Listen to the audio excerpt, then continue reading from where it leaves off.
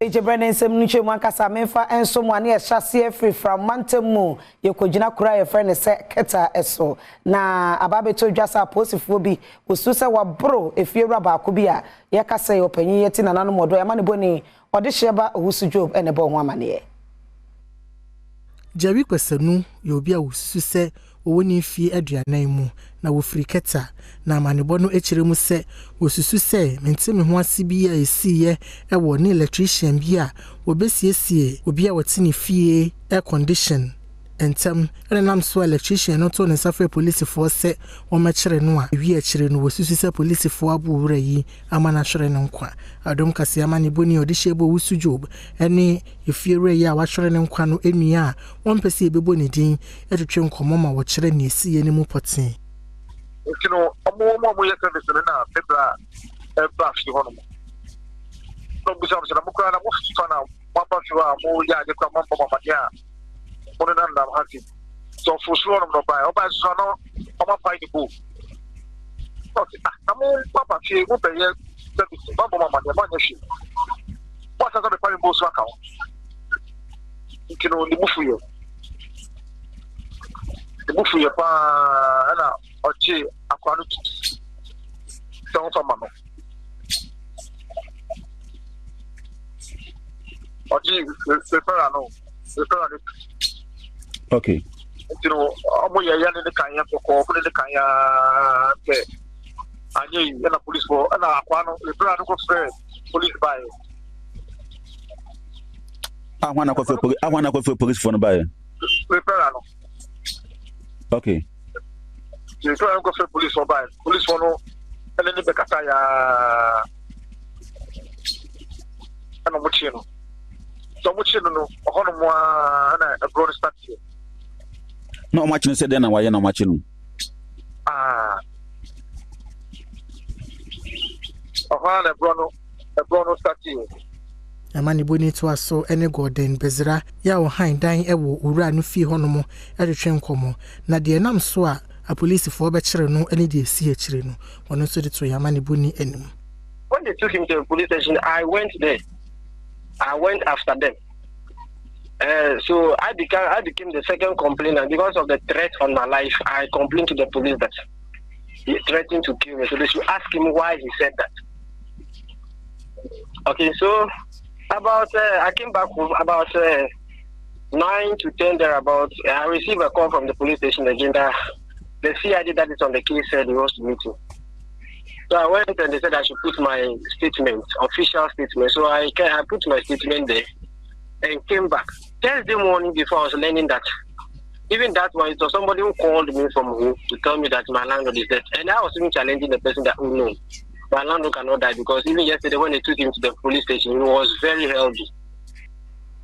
Afarifo a water ma fishing harbor echira say wadwuma na wo ye no enye de biem esan say eposo fa ngo bo aye den outboard motors a woton so ne bo adin asese binum de adwuma no aya amanyosem enti aban mremu government olugo egu adwuma no ye de olugo no po egu na ewie esenti na outboard motor ye man pay that JJ Warren sell no 14 million old currency yeah man pay ku follow so no about 31 million at Professor Tamerson all film no 45 million old currency na make no every John Muhammad sorry no 50 million 430 million over Ghana but even 430 million now so first na Tamerson 3.5 why higher 4 million yetumo and then get 90 million into go me ko wi na wan fa control no edukop no bona akoso first no Mama wado no the look up to you support your expense abaya 1,002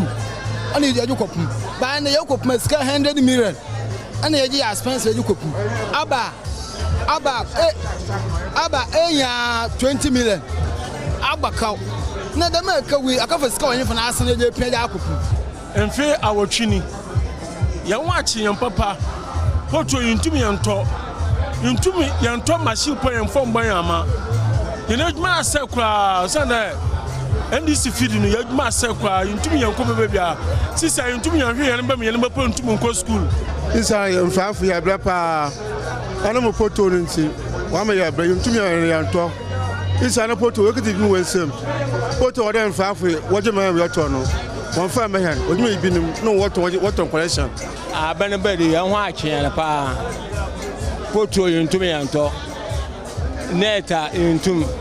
Mashira yuntum yanto. No bo akosoro akọ. Adwuma no, I say. Akwa so eniemo ho abo ayedi. Ana petrol ni niema no se na ekọ no. Abo ayedi. Ya chance no mitom ya for ni papa. Efi ha po agape Armena. Mama Bruno Breno. Nya na ma free. Nya ma ba no nya ho faso. Sesi amokopo amu nyanam. Fititi yantupum. Sesi amuti amu tupum. Nyakupon wan fagate antu baby ase yantupum. Isenete jala ya medina ya honi. Moko kasi jo mama. Me pato sole me na mama ya blewo. Mo aka ku fadu aka kami kai gambi weto. Ngofo tu otu me say we say Ghana say we say yuzu.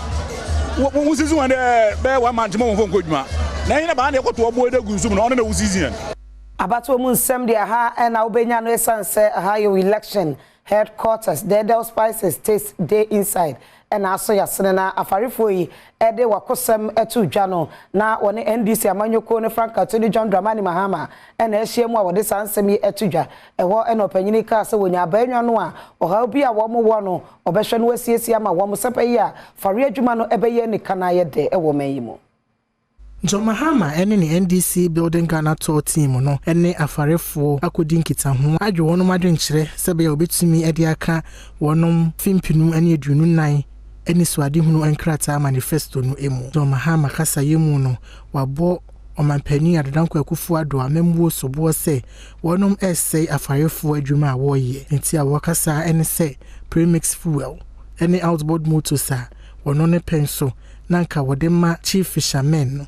sesei akwakodi amanyoko na chitaifo nsem wode atudwa sese wonyankwanya bediman su bioma obehwe na saa hawo nyina wasiesie yesi outboard motor timiba esa se obi ye party dinti near the outboard motor na ma no so de ne faso atoso enti obehu se afarini a ono de outboard motor no be ye adwuma no akọ hairdresser ho ekoto outboard motor wa wuti we a eto asum na the mechanic say minim say safe match and Kwame Nkrumah je fa hudie man and so make up biom say en chekra aka bosom siampe na 7th January 2025 yenim say safe match and any day yenya fa hudie and so 7th January 2025 mo amuye adwuma won poanu nyina mo second Independence Day and ebe John Dramani Mahama kasa yimu no wasansu di atudwa se so onya akwanya ba bediman so a oba befa emebunu ya wonom etse bebia epo ahodo ewo na watua won kase be ya obeprapra esiesie emponano ama ehonomu edini se epegana yi a me emfa party nsem emma adwumaimu premix ne ba ye de be ma landing beach committee obi a ye be you say we landing beach committee bia say we NDC o we MPP we adwuma ma afarefo nti premix ne be ba be di monsem obi a wo landing beach wo nyina obi a wa register yenim afarefo no any canoe owners ne gear owners NDC amanyoko no mrashebedwani owo esojaman abato mpesua so Thomas Ampem Dakon enene assembly members bi ebone sobo say illegal vote transfer bi a ekoso e wa abato mpesua no so no panyine wo ne hu bi Ekoya wo frɛ wo ho consent assembly members of Esojaman district ebo wonom mrashebedwani Thomas Ampem Nyakosobo say wo de manfo aguba asimu afri Northton South Dayi Loya Manyakrobo Apa Manyakrobo ene abato mpesua ahoduo bi ama wono ma transfer won votes aba Esojaman se de be beboa ma afimpinu ane dunu na abato no wadi mu enkunim Zurich Abdul Hamid assembly member was Senchi electoral area woni amani boni enkomotwetwe mu asemtrofo nhye mu na ase no ena wo kire mu se we the concerned elected representative of good people of Esojaman at the local level.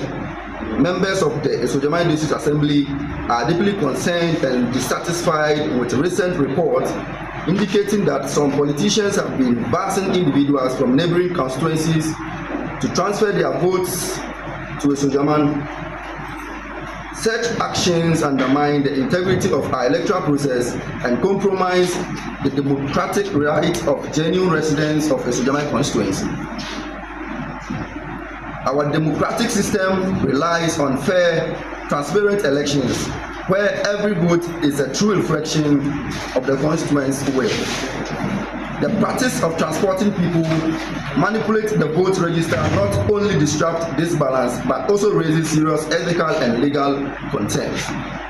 Felix Boni, communication director, be the chairman this Amanyuku no Esojaman mentioning and also the same be at Soaso.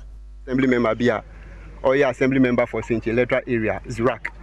Say MP in a dear throw assembly ha or the Crawford F enough town any other constituency or culture of someone transform vote embrace Esojaman.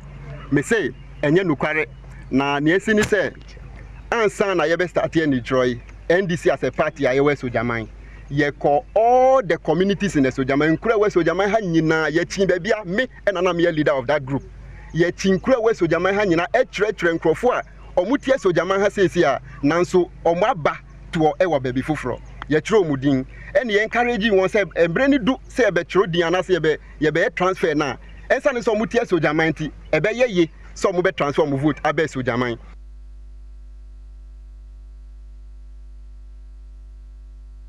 Amenfa nkwa Memphis Central Badwam Pesua so ehwo na empanifo bi a eda NDC amanyoko no ano wode tabono ato won so atwe won dibra sensan no na amanyoko no chitafo bi kira wo mampanifo na wotwe wonfa san nipa ne dibre ma wo mo biem.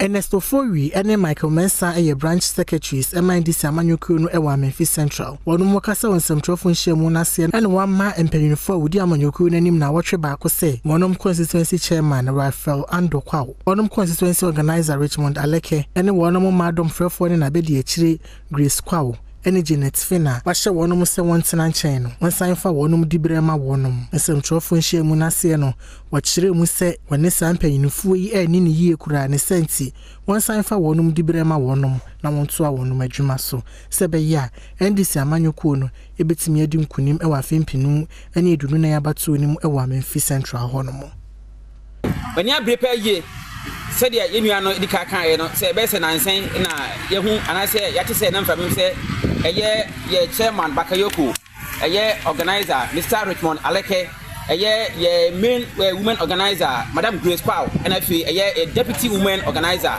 Madam Janet Finn Fifi Kote atre de abase omgotena fie yadi enim se ye no omo na yesom ewo Memphis Central omo boduma yi papa se de enu di kaka ye no party no esi omo na so ensu anto ewiambo ye wuboni a omo aye na ye gana secretary Fifi Kote se omgotena fie dia ye ne members no ye ne ekọ cause yesom no yesom e de ma ye chairman ne mpanyifo na ye Fifi Kote se omgotena fie no ye nwura Fifi Kote ne krata de akoto social media na odi abra Memphis Central no ye ntiase Amefa nkwa Asante Achim North Badwam Pesua so NDC Amanyoko ne NPP Amanyoko echira dinchira ekoso no ayeyie akwakama amombo adweso Asante Achim North chimtinani a wode NDC Amanyoko no ano Peter Abaji any research officer wode NPP Amanyoko na no weduche ibafo ede atuja se enhyehyeye a wonom ye wo bra na edi ntro dwumadi no ekoso no aboa paama asumdwie ene de wo bra na dwumadi no ekoso. Yeah, very much satisfied because Osha Asante Achim North for Hanuma registration course in fact na so any so here in Crawford no more Afran police near the idea or more in talent. I was here team convey or to the center. No mutuminya or voter ID card na no question. No organizers near the mutumi Jumaye. Emi convey or to the center. It's as we speak now, no dear. Your numbers even cry a percentage. Yes, strike here. We are almost across 38%. Obia no be any encounter bia yani NDC4 and enya konya ye sa exercise na nasa ye monitor sa exercise no ye nya problem bia say ye trade ni wie ye I started limited limited registration anyway. I started transfer no. Yenya problem dia any NDC for enya problem dia. Exercise na koso fefe. Francis Komfa, presiding officer, Emma AC, Asante Achem North Badwam Pesuano so. Obo amanyuku kese mienu yaba so se namum so. Amade introdu mediano ekọ so abra pasabasa yobia NCA ewo honomo. Challenge titru wa na ewo no de na nenu na edikan no akoye ye network issue and one challenge na ewo no. But apart from that today, we be up around the beer area dancers Dumedi Echo Asumjenu. Parties. And you may know Siakasi and Agusu share Adom TV so make our Sakasi good live on Facebook, YouTube, and Instagram. Kona like, comment, and share. Now for France so enye and share. Go TV channel 119 DSTV so channel 280. Yet why and some no so now my Ghana abakosem ne amamre mu no we abayense na wopa esan se ebi ensida se asante hene otumfo se tutu ankasa ebetutu ne ntoma ne dom aba enkran hene ne takita ikochiru enase aba ne nsra ene edwabo kese ene koso ewo gamanche ahimfie na adwumede na se no ena otumfo editu dwa sa ahimfo nkuma nyina fo ahoden entai gamanche echi na ne niswade hunu no emremu ewo enkran sanso ena owieye wode Ghana city empem ahenum 500,000 Ghana cedis ema ohene se ebeyi a enwumasu betimi dia tremu wo omanyimu se do se na nanuma won change na enkranfo nyinara se gamanche obayi mu nyina monta na chi odosonko obi anfa komapa na obi anyi na dwem enfa nta na chi se be ya enkraman ebetumpon Yom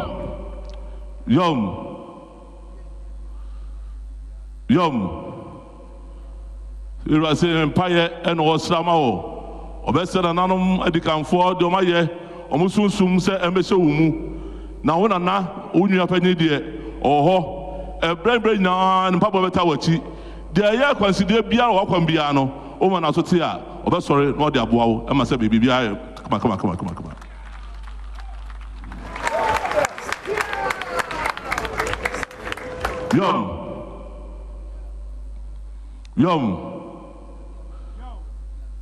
Yom se na awabei onim so baye sabe enkola school kro ya medication fund se bi o hade a sabe o discovetum se bi ni hade a enei o jama abofo to sonko na ma sabe education fund e de aboa ma sabe yemu a yemu nim ehoma no na sabe o mu ni boafo no what be that so masene e mo so ka yi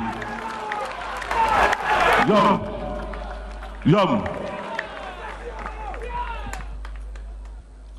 Niga ono panyimfo se de kotoko hene se no o se na wabai o yen kai dum di ato ho e mo se kotoko hene o de do ekro ye ene de abeka se bega ho o de ekro ye hu se mpa o ka ho o ye se be munyina e ba ko enti na wabai e ya ka ni sika no billion enum 5 billion and ayura or they bo now they say be ato education fund no na amanfo nyinara eso fa bi tum na moa e ma se be etima no etibi benya bi moa ma se be disua so ekoso aminyina asem dey so na me huti aba me koba de aka echi dos me de beso mu me da say ene wada ja fe yento ayensem no eso Methodist Church Ghana ne fe waka neshi not circuit and they wamwaye akwankoja som ene ani sosom ama Superintendent Minister very Reverend Bennett at Wilson say wakona humigye mu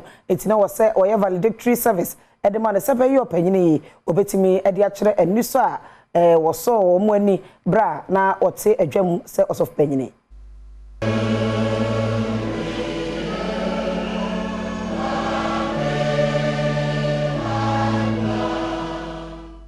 ene na Good Shepherd Methodist Society no eye akwenja som Emma very Reverend Bennett Ato Wilson ene na busia adwumadi na se ena immediate past Bishop Emma Accra Diocese Right Reverend Samuel Kofi Osabuti ade ato Emma nyina animu se wono ma ho siesie a wode bekọ asore no Emma na nya ne a ekwa akoto obi a suntidua ne mum wonta ade hyemu no won katakata won ho mfi buo ene ni die Emma wono mo ankasa ye ba sorry a enye fashion ye wa atade a ye hye e de ko asore ene wa atade a se bi ye de pu abonte e ko ye nia nyama foforo anye osom enti oba no bible no so aka che se decent dressing o ba sorry ye nka se mejaja ho sa nanso atade bi a wo be hye no hwe se wakata bibia se ukata nyina se unufu a kata so fa mayen se wasenso a kata ho fa mayen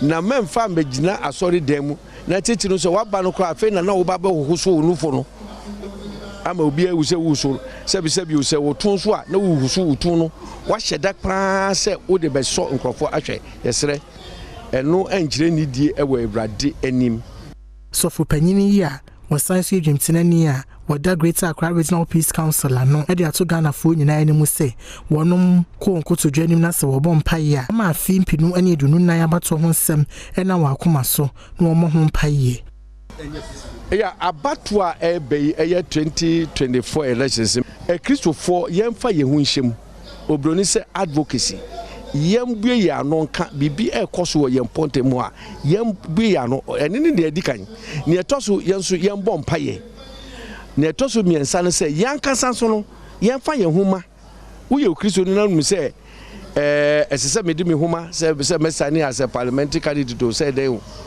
presidential candidate no eto da bia na Kristo for yeyi enwa fi amanyawsem da bia ntimi yeyi enwa Bible no nkire se wo mo ye tremu a ne ya beye nkyene ya beye eden kania nso ama amanyawsem niam a ekoso no Ghana Mfidijuma wodu ankabom kometre Ghana Association of Ghana Industries ene ne wo ba aban abase nuclear power energy a Ghana ban se wode ba na beboa amanyina ma wode agina ne naso no wagitumpa na nso wonhwe se ehun senkaye no woni adwumayekwa wodu ebedi na afei waboa so na sika abomeyimo Association of Ghana Industries echira nuclear power aban ediaba no ebeboa pa nanso aban ma na nhyehyeye no emuna wo fan se be ya adwumayekwa awodo betimi de won ho ahyemu wo hwekwan se enkosi afempini ne aduasade na Ghana nuclear power plant edikan no oye wi a enyinama wode ha muchichemu enum eno betimi de aba oman mu a Dr. Humphrey Ayim Daki ene ye president of the Association of Ghana Industries ano de sansemi tuja presidential candidates aban na be good type structuration continuing to create jobs, cost of power, industrialization, changing from a Georgesburg economy to a productive economy, is cost of power. Absolutely significant. It's like I said, your election year, presidential candidates, and how do you seek to regenerate the energy mix? What is your take on nuke? It is the way to go. It's the way to bridge the gap and make Ghana a competitive nation in the sub-region. My name is to see after Kaya signing some bilateral trade investment treaties are signing, the position of power, which is making us uncompetitive, amidst other factors. In Ghana power, amidst other factors. If you can resolve this cost of power and add value to all or most of our primary products, that's how we create sustainable jobs into the future. And then the revenue will come for government, and then the debt position can be managed, and then it goes to solve the inflationary problems and your balance of payments. And wechi wonum be aba dwumedi na sene adom kase atwetwe nkoma wo de sansemi tuja. Enam se ye enyama hoden no saka bebrabem na wo hwe na sen adum so na adna eba no enti no ye nsentro ye wo Ghana hanibi no fatu se be se den na se yenye na ye ko man se we ne enya hoden bi a se Ghana ye na ye tutum na aban ke ka no ho na ye ya ebeboa oman no ewo ndwuma fem ne adabu aseteni paseteni so we hwe sisi adum so na ha gwendodo eye panse ba sentete MPG eye nuclear power Ghana ɔmabɔ mo modern somebody interior esa sɛ aboa ama yanya suahu bi sɛ ɔsɛ yɛbɔ ho dawuro sɛ hydro no anasako somo ne anida so no ejiego emoye ana industry no I say ehia etwe power anyino nyina mahode no ebehia sa nuclear power no letimi ana immigration service Upper East Regional Command ne Badwam officers mienu abaso se waboa amwasi district office e Tempane ene Garu. Immigration Service adwumayefo mienu a wonom ene wodi animu a wodi asi district offices e Upper East Mantamu honom no. Theophilus ni laaye ya oye Upper East Regional Immigration Commander abo wonom abaso se wotu won hu si honom a enam so amwatimi asisa two district offices no ewo Garu ene Tempane ya ne nyina ene Togo ebohye kasa yemu ene wachire mu se efibra wonom hyase eye adwuma ewo sampotamu honom no na wonom eni asoye ewo honom ne senti sa na monwa immigration officers mienu na tuo no esefata se obo wonom abaso. Your men need the office to be open so that you will operate from here. So on behalf of the Comptroller General and Management, as a rep, the regional commander, I say thank you, and the rest of your projects will be duly communicated to the Comptroller General and Management so that the needed help should come, so that at least the facilities will meet standard, and then at least when people are posted here, like you said, when I became the regional commander, there were some staff that I was informed they were transferred to this place.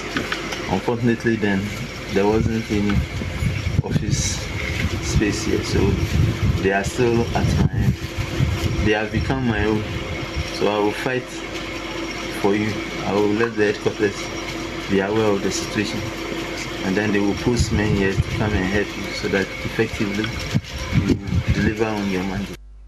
No siaka si na guso show Adom TV so na so braso se meton kra mesro tweme me kwa bani atwaso ase yetwa yensem no eso o my Ghana eni so adehunu eni se yebetimi adua nua na akwambone anipa binu mafaso atwa de order no agono we no akwakoshim the Saint the Apostolic Church Ghana fato no so se afi won botaye eni se enua nko a wodua empem aduokono 90,000 a wogidi ye se ebeboa pa.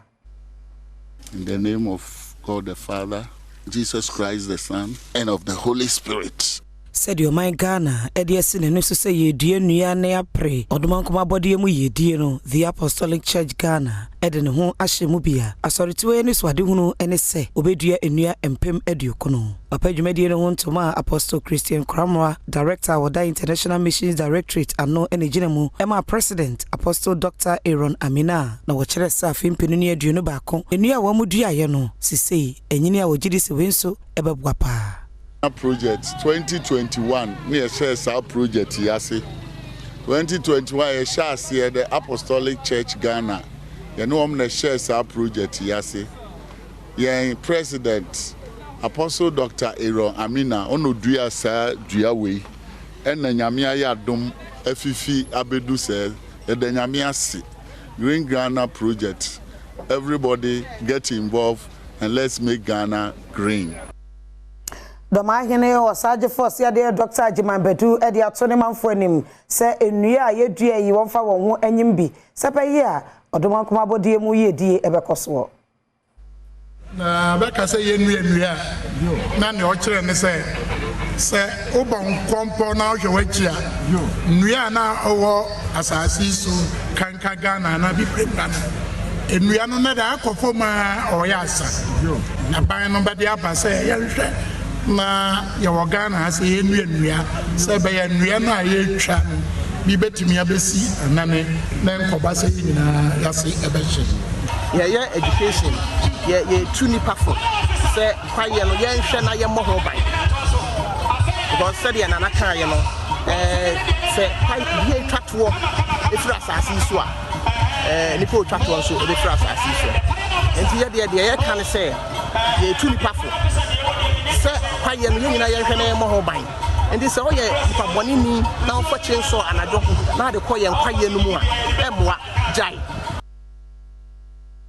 Obwase is mentioning no assembly and so at the Green Ghana Day one fast so a wafutu a wode ma Ghana for and say enua eje efie ho ban pa enti si etimi aduane yi adachi bi emframa jampantulu e padan so no eto betwa udua na ohwe so maduane nyini a eye papa na wo ye ewi asenso de minim chokonkon krasa wo ye papa wo nhira wo nyame ho ye nyina nyoma bi eye eka ho bi na ye say ye forest cover no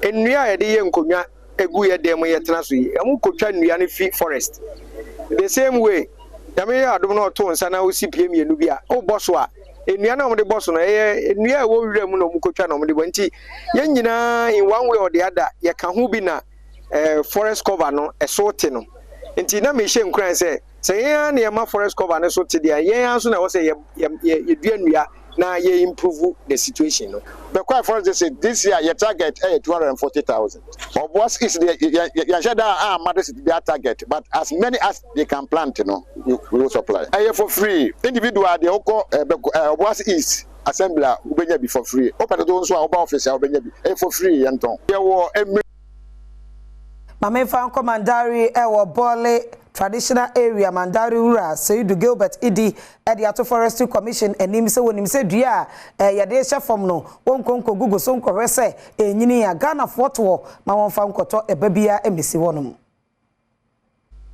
If I tell you the number of trees that forestry released last year and ask them how many of them are surviving currently, I doubt you can tell us. Who collected them? Who actually planted them? I'm not sure. It is the taxpayers' money that we use to buy these trees. And when we go and plant them, and we don't even know whether they have been planted, they've not been planted, they are surviving, they are not surviving, it's a waste of the taxpayers' money. And we keep repeating it year after year. So when you are someone who has been involved in this industry before, you have a lot of concern that they will go through. God so hine na nakwasi bosompra e dia to manfo wa hafo mantem mu se enua ya hyase edua no sikapa e na ban e de hyemu nti won kora ne yie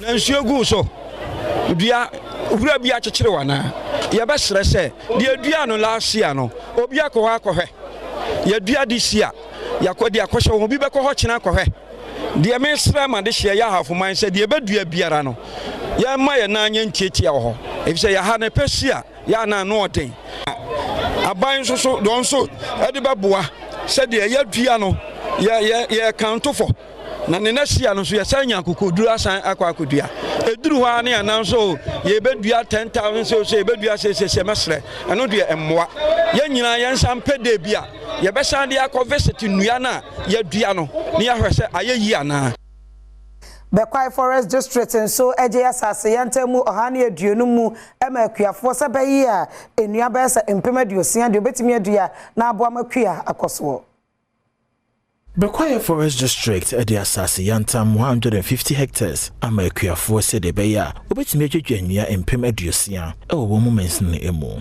Na bra, Adom Kasiene deputy manager and Bekwai Forest District, Palma Ekins Amponsa, etwetwe nkomono, wochere mu se. Enam ya yan activities ye niema ye yenti no. Ema ye kwaye ni bi asay timetwa illegal mining. Ene ejasehye efriya nipa ye activities and they contribute to that. Enti ehun say sa be a portion of Oda River, baby just say Oda River Forest Reserve. Here ya portion. Ye dua 240,000 seedlings. And Rachi, Equaphobia, same year one sake be a desade modu and my managers no that the sere at Ghana buying when you say. Ya do mase, at the abayase, my baby be amaye, say enuaba, near so young fair diane also. Ya do mase when you mapa or my Eddie amaye. I never could hear it. Achim da district manager ya Oda Forestry Commissioner no wepo ye mantemu ye ma Cynthia Okan ono so e de 20 manfo anim se edua no wo de kwahye fam anu wo nwieye ongugu sunsuo sabe ya ebenyine promprom Achimota District Manager, Forestry Commission, ye work for Yamantam na emo, Cynthia Okain, in Simbia Wadia Tuja and say, and Fahonin Yadodragan and Penny Fuja or my Gana emono, Eyamun Sakraye, and Yansis and Sopa when ya would Jayan was so. The Santi, and whom here pass say, in Yaya Ninano awo, na ewuno, Ombetimia San Swedia for Freudia Shanai. Okay, your vision so for the Forestry Commissioner is to leave the future generation with better, more richer endowment of natural resources than we inherited. Than we inherited. See, but G the enya kurana. I was say a pen papa, a see home a chiban for. Almost ba, or some pen papa ma a chiban for. And internet and over here, I have school kalana from some mumbra, the so musia. Because when you practice a cow. And Wachi, Agriculture Director, your watch Yasimens Nemo, Safoka free, as also ready to Krumaf when him say. But the American chair Obia, what Hanny said, trees, no. Yen shares what he says, now. Yen buy a woman, yes, sure. District Manager, what the Forestry Commissioner, no, was a Kumawu, Alfred, Yabepone, or the Ato, a man for enim, says, say, a cry in Nia, a Wakayamono, a UBPR Sudi, and fire winshim. District Manager Emma Forestry Commission was Secretary Kumawu any Adom News in Central for a chicken common what it to just say a few chemuno and we are woman eduano and you bebre ejina ne naso pa ena mo man for a modern boy woman a boy and na a few wins no woman ahwe nim se woman edua enua 24,000 e wo woman empathy mu last year enua edua no yeko echire ko hwe se enua no enyini kama na ogboni be se ko ya ko hwe na nua no dodo na enyini enya survival rate be 75 to 80% echire se nua na edua no dodo na enyini kama na eya afi we mu so dia ye edua no yene nkofo aye kasa kire bebre. District Coordinator awo empatim ho apia kubi enso ede to manfo enim se dia meka se obi biara onya akwanya edua ni bibia no be make sure say at least wa behwe na dabi no wutwom wa ye den watimi aka se Yeguso ayewo enua ene ensase ho ensensemu na Executive Director wada Cocoa Health and Extensive Division no Reverend Edwin Afari e the Ato Forestry Commission nim se wone bamboku awodo nka mom obowura kwaye mo bibia wutwa enua eguno wo kire wonko ade e wo semra no eni wodie. Executive Director Emma Cocoa Health and Extension Division I know and share Cocoa Board as say Reverend Edwin Afari I share amasese woma kodua enua 15,000 e wagona nya krom na bra womo edua enua ewie ye no what to just say yedua enua yi say the bear ownership tree registration no ebe koso yenti no yakase kwani ne nko district forestry commission now nko form no feel say the bear the ownership of the trees will be with the farmer. The challenge I walk all over Ghana. Oko mim go so that area. Any forest you reserve say only na. Oko for twenria papa. Now we farm na dua na nyini na bedroom pempen so na ma concession. Aguna Nyakrom District Manager Emma Cocoa Health and Extension Division Prince Philip and so edit to just say if we are last in the try a fisene any trefu last year June any dia sa kokoi Bamusha kuku ni biya sati monsheni. Na body ni there so far we charge almost 20 million. As body we charge ton we nya 20 million. And see be share kiafo ni bebree. Omukuku enko yi se omufo muhunjim ni ntwa kuku no. Onipa ba kwa ono nso enya esomfaso ewo kokoo dua wo matwa edua foforo ama omi eye Daniel Patron. Adwuma no almost ke bia ana mfamfaso bia embre wo boka wo ho.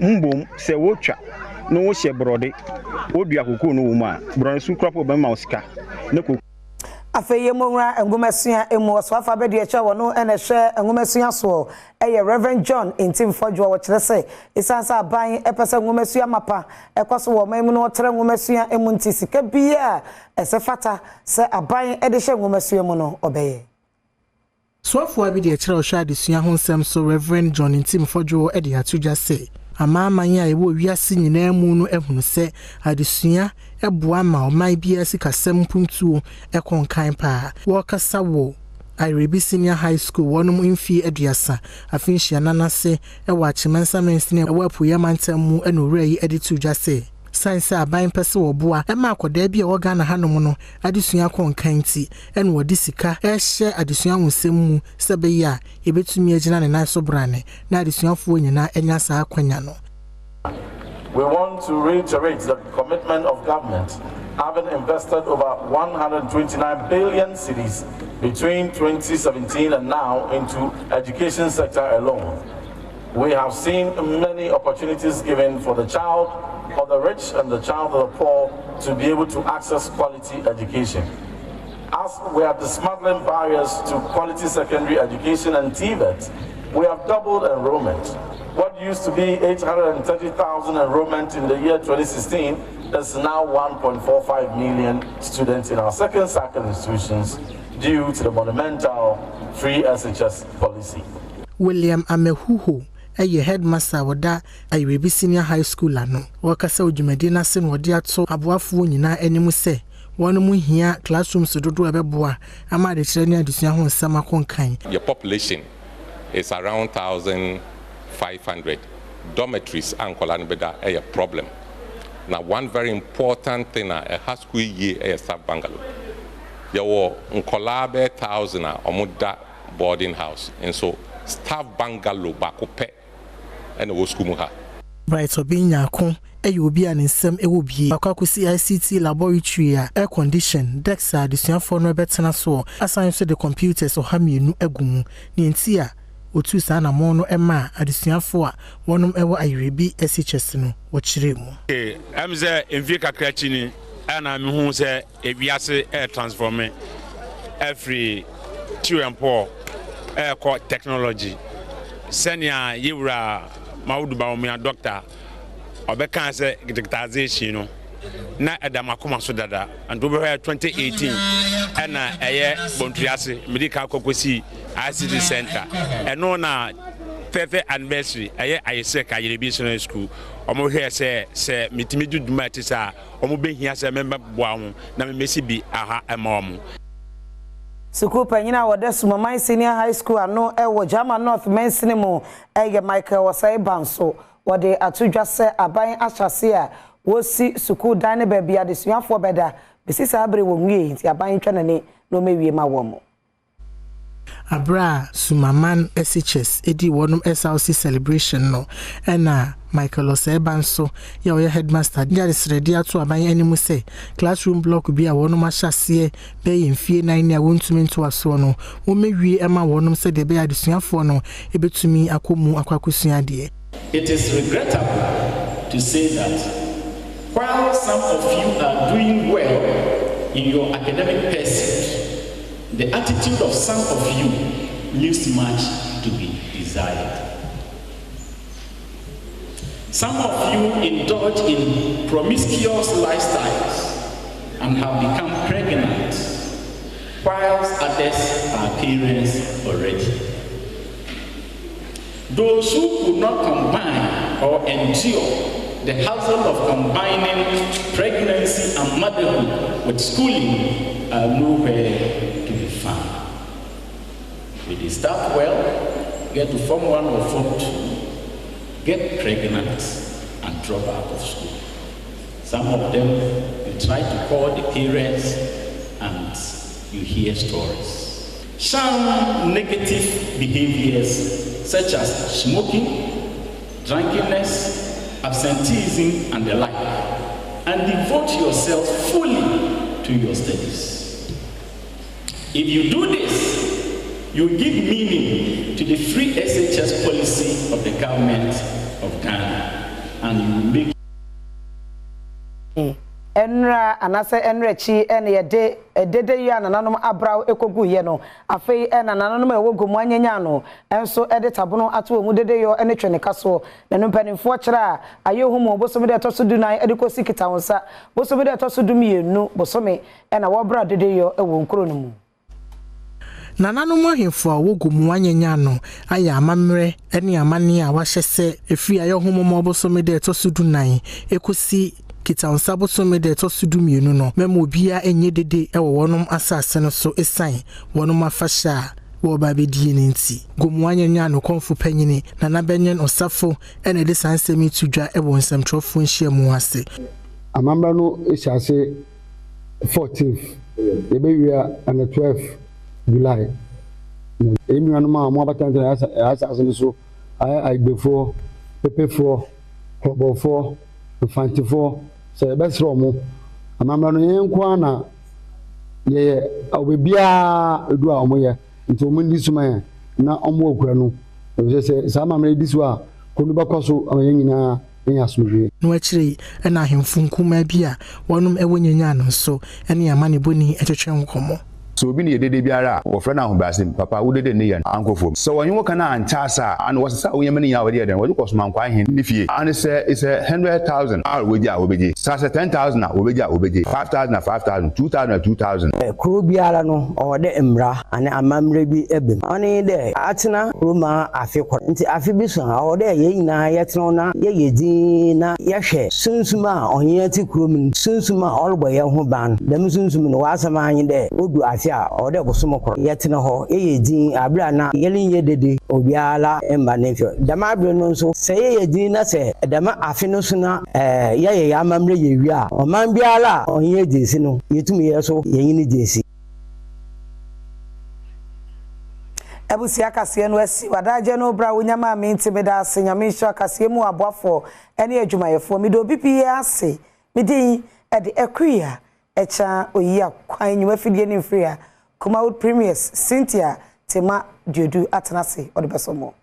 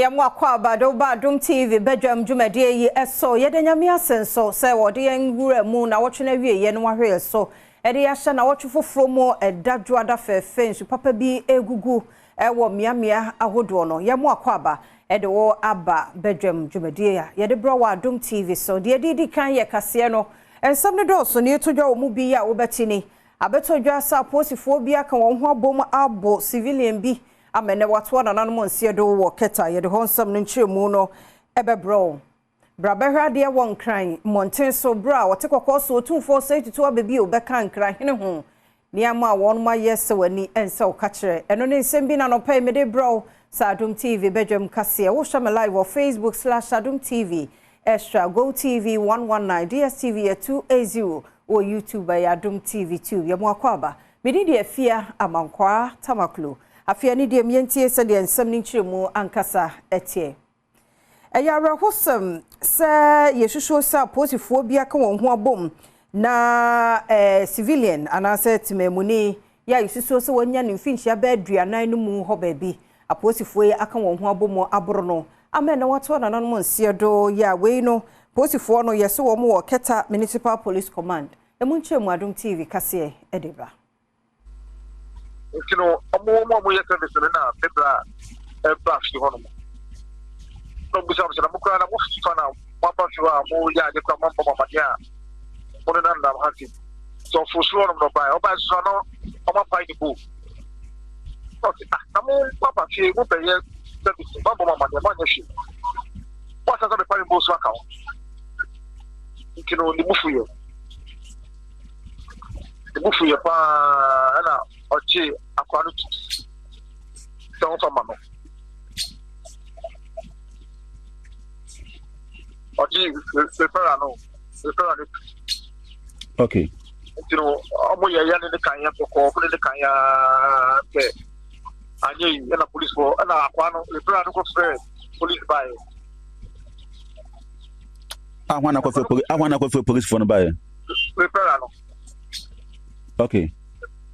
You try and go for police for buy. Police for no. And then the kata ya. Ano muchino. So muchino no. Ohono mo ana a broad start here. No much no said then why no much no. Ah. Ohono a broad start here. Amani boni to aso ene Gordon Bezra ya wo han dan ewo owura no fie honomo edetwe nkomo na de nam so a police for be kire no ene de si a kire no ono so de to Amani boni anim. When they took him to the police station, I went there. I went after them. So I became the second complainant because of the threat on my life. I complained to the police that he threatened to kill me. So they should ask him why he said that. Okay, so about I came back about 9 to 10 thereabouts. I received a call from the police station again that the CID that is on the case said he wants to meet me.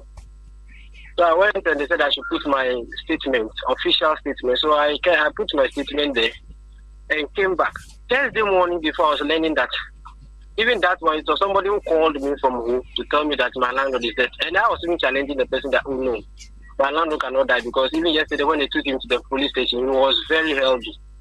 Enyinemu no Amani boni ene Volta Regional Crime Officer twetwe nkomo de atuja se wonom atese bibisa akoso the sense wonom ahyase a woyɛ sanse Mayento akase no so na Santahene otumfo so tutu abibi otosumienu de ato nanano matrankonya ye wo enkran se won entai gamanche ni taki teko tru ye otosumienu echi sebeya ye nyina betumi aka ye ho abo machekere eye nkran sase no yie otumfo so tutu akọ ga state ekosra nanano ene enkabom ne odo a ene da won montem wo free ho no na chese sika 500,000 Ghana cedi ena wode ama gahene womonye no momfamua ewo enwumasu a wompese ochekere se do osena nanoma won nche nyina enkranfo nyinara se gamanche obai mu nyina monta nachi odosonko obi anfa komapa na obi anyi na dwem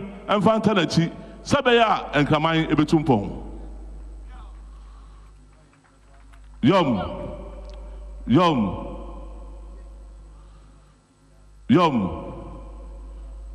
irase empaye eno osrama o obesera nanom adikanfo de omaye omusunsum se emese wumu na wona na onua panyi de oho ebrebe na mpabo beta wachi de ya kwansidie bia wo kwan bia no o ma na so te a obesore no de aboa wo e ma se bibi bia kama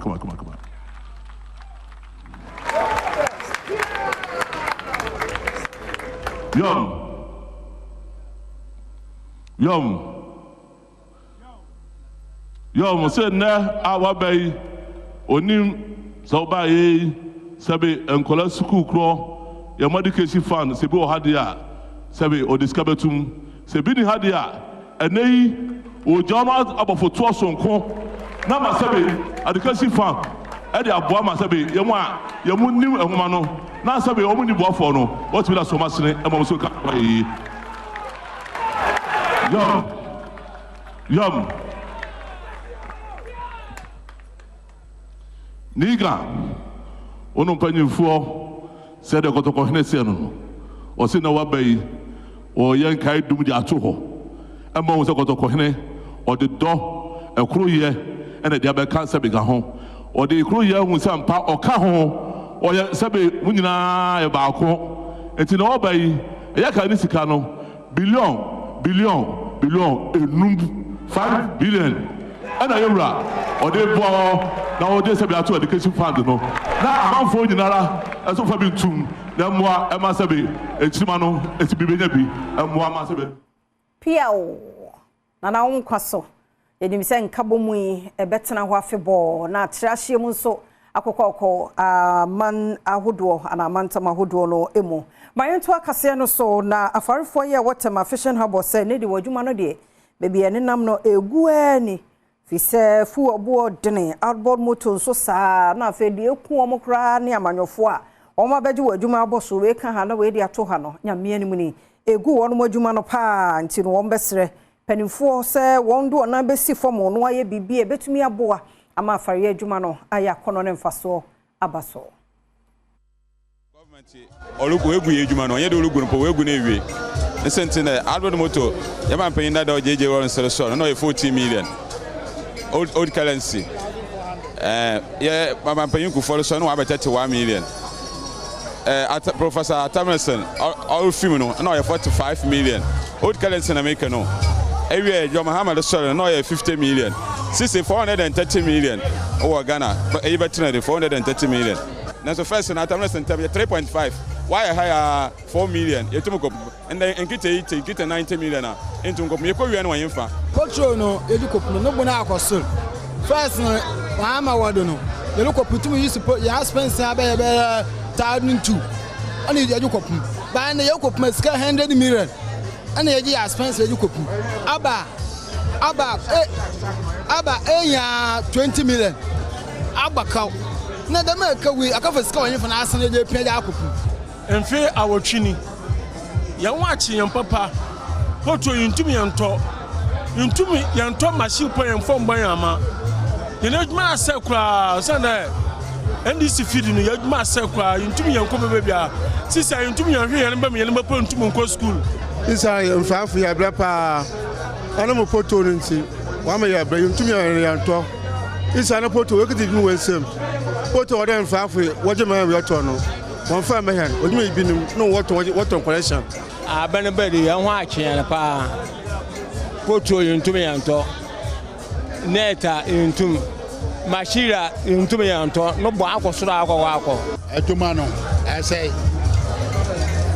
akwa so eniemo ho abo ayedi ana petrol ni niema no se na ekọ no bo ayedi ya chance no nitom ya for ni papa afi ha bo aga Pierre Mina mama Bruno Breno nya na ma free nya ma ba no nya ho faso sesi amokopo amunyanam fititi yantupum sesi amuti amutupum nyakopon wan fagate antu bebia se yantupum isanete jala ya medina ya honi boko kasi jo mama me prato sole me mama ya blawo mo aka kufu adu aka kami kai ngambi weto ngofo tu otuga me say we Ghana say we say yuzu ene ya wo muhwe won kasa asa no franka tuni de mandisi amanyoko John Dramani Mahama de to anim senya me ya dom na Ghana 42 million shane nsam mampani a obehwe na won mo adwuma ho nsam na agige ego no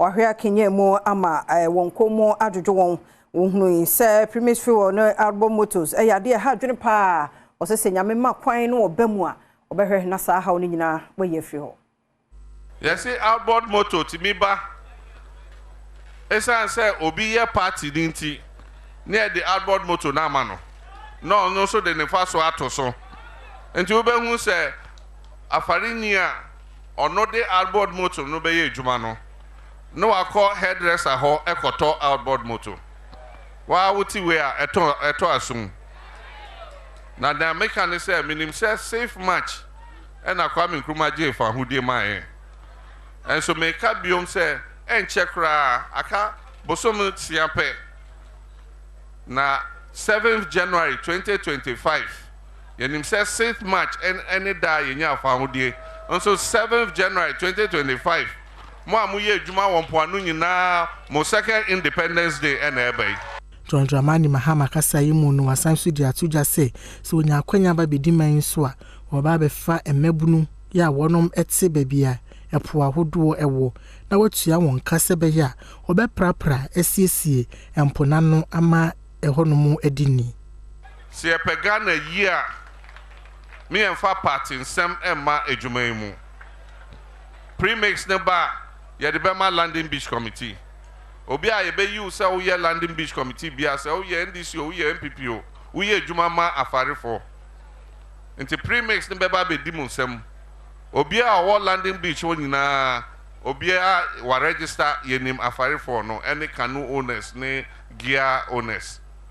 My to akase no so na concern assembly members be kwadu se NDC amanyoko mrahye bedwani wo esojaman abato mpesi aso wapoye Thomas Ampemnyako akofa enipa bi firi baabi de won mo abampasua no so se won betwetwe won mo edin ho Adom TV kase etwaso.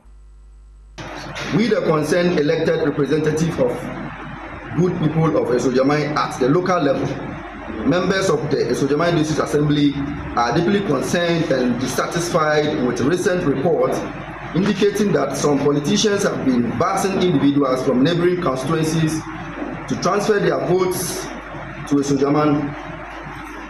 Such actions undermine the integrity of our electoral process and compromise the democratic right of genuine residents of Esojaman constituency. Our democratic system relies on fair, transparent elections where every vote is a true reflection of the constituents' will. The practice of transporting people, manipulate the vote register not only disrupt this balance but also raises serious ethical and legal concerns. Felix Boni, communication director, be the chairman this Amanyuku no Esojaman mentioning and also the same be at Soaso. Assembly member Bia, or assembly member for St. Electoral area, Zrak. Say MP in a dear assembly ha, or the Crawford F enough town any other constituency or culture of someone transform vote, embrace Esojaman ha. Me say, and you carry na niesini say, answer na yebe start here in Detroit. NDC as a party aye Esojaman ye call all the communities in Esojaman nkura Esojaman ha nyina ye chin bia me and anam ye leader of that group ye chin nkura Esojaman ha nyina etrere nkrofo a omutie Esojaman ha sesi a nanso omaba to ewa baby fufuro ye tro mudin and ye encourage won say embreni du say be tro din ana say ye be transfer na ensa ne so omutie Esojaman ti ebe ye so mo be transform vote abe Esojaman. Association of Ghana Industries AGI nay one more enyumakuo ya ifidi nyuma nom ne ade won di mu akotene pa na one more say one more etai aban echi ana oman yechi Ghana nuclear power no ye de ho ekokohwemu no na association no gidi ye pa se ne aka no sa aban no ebehwe na wono so ne famudi a wode beta won wochi no wode be ma wo mo na fe mfaso no ewo enyina mahoodi mu no won mo betumi anya Adom TV kase etwase. Presidential candidates are buying land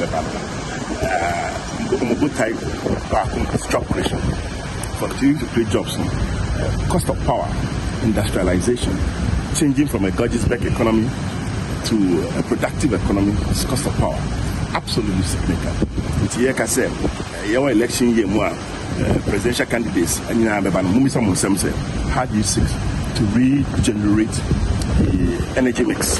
What is your take on nuke? It is the way to go.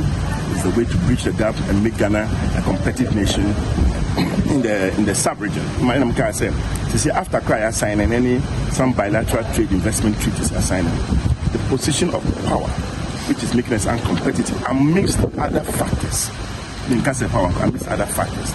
If you can resolve this cost of power and add value to all our or most of our primary products, that's how we create sustainable jobs into the future. And then the revenue will come for government, and then the debt position can be managed, and then it goes to solve the inflationary problems and your balance of payments. And which won't be about Jumedi Nasini Adom Cassia Chum come out this answer me to Ja. And I'm say, yeah, in Yamahodino, Sakabi Brabim, and Osha Nasia, Dumso Nad Neban, into Yens and for your war, Ghana had been. Fatran said, then I say, now you come and say, when in your holding beer, say, Ghana United to na a band can na ye a bit war man, a wound you must film, nay, Abasitini Passitini. So just is a Dumso now, a hard to do. A passing bus entity, MPG, a nuclear power Ghana. I'm about more than somebody in as I said, Aboa Ama, Yanya, Siahu be said or say, your bomb the rule.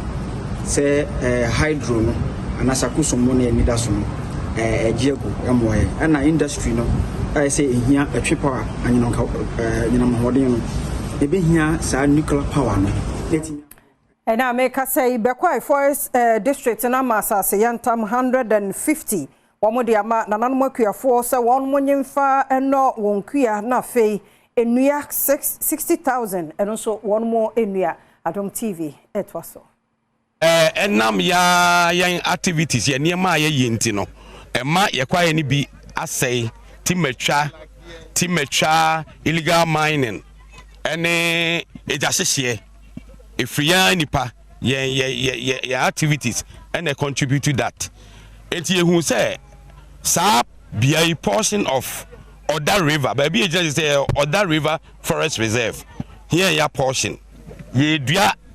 240,000 seedlings and wachi equiaphobia say nwe wonsa ekabi e de asede modu e ma managers no de adesere eto Ghana aban wenim say ye de omase e da aban ase oma be yi bia maye say enua enuaba ne enso ye mfa aduane e wo so ye de omase wo nwuma pa omaye e de amaye ade ba ko ehia ne say ye bo modi dua enuane wi a amfa so benya no ne amakwa na galanso for betu na amakwa ma for bitwa yenya faso bia empreso nti esre forest kwan se omomaduaba na ye bre ho no amoma instruction ye Mami nyina no so na Adom TV Badwam kase na ha na brema kwan na no pay ye de asiaseda enkoma rade hwe osomfa nkomra sumdwe ne mum koso na ne yentina wo Facebook/Adom TV extra ana se YouTube nso Adom TV 2 ye beto adwumade no so sima ba mienu ye ntwe homra ne ba ye beto so Adom TV Badwam Jumedie ye eso ye de nyame asepa so wo hwe ye so na wotwe no mu nyina wie ye no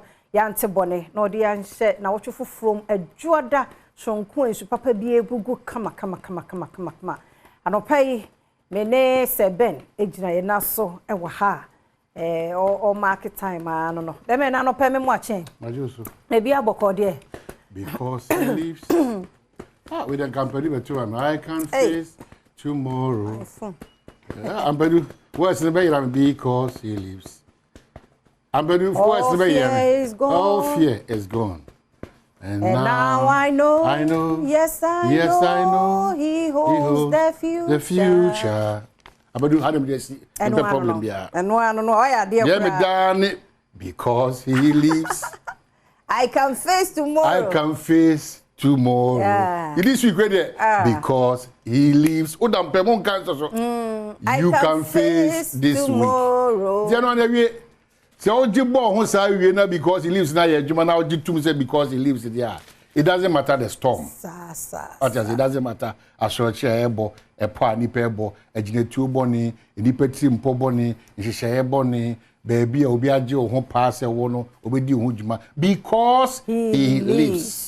You can face the week and the month. Because he lives. To number play 20 because he lives 1. Because he lives 2.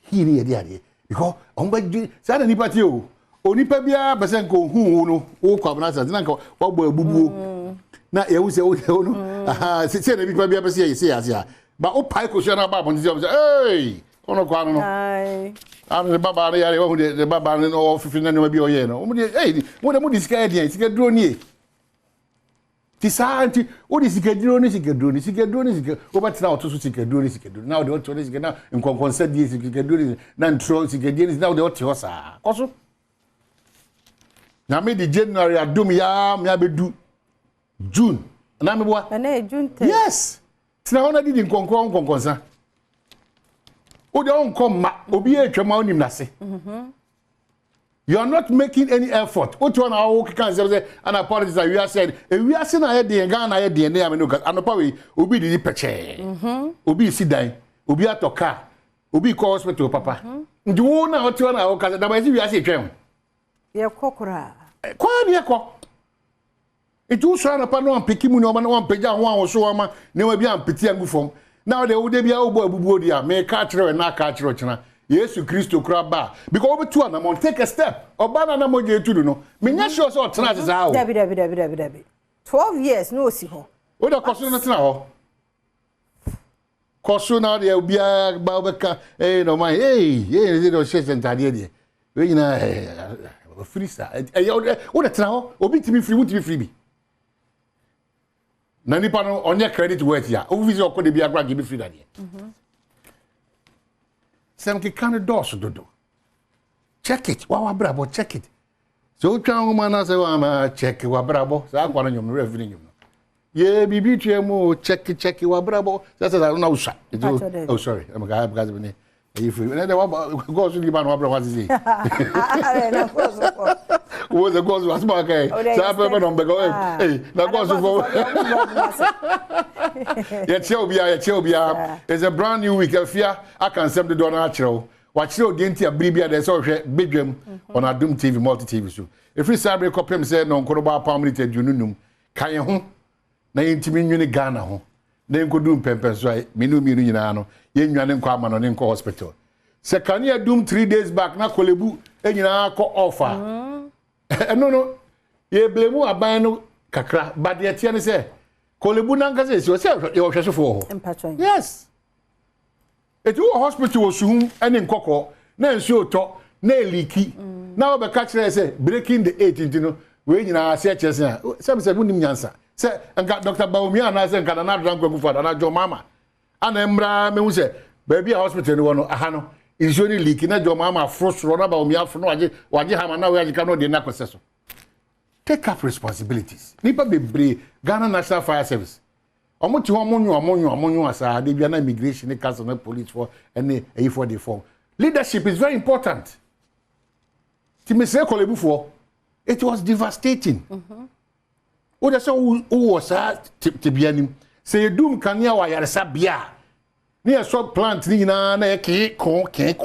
Near head of their department, your head of their na generator for about 3, 4, 5 minutes in a hospital. And I'm concentrating on I'm for the politicians. And two what they do, and two do better. Or this year be or you move your conversation away from political conversation to reality. Because plant was it faulty. Since when no surgical ward. Let's see we move the ventilators and then this is comfortable. Ntina is any woman no. Senye adwuma.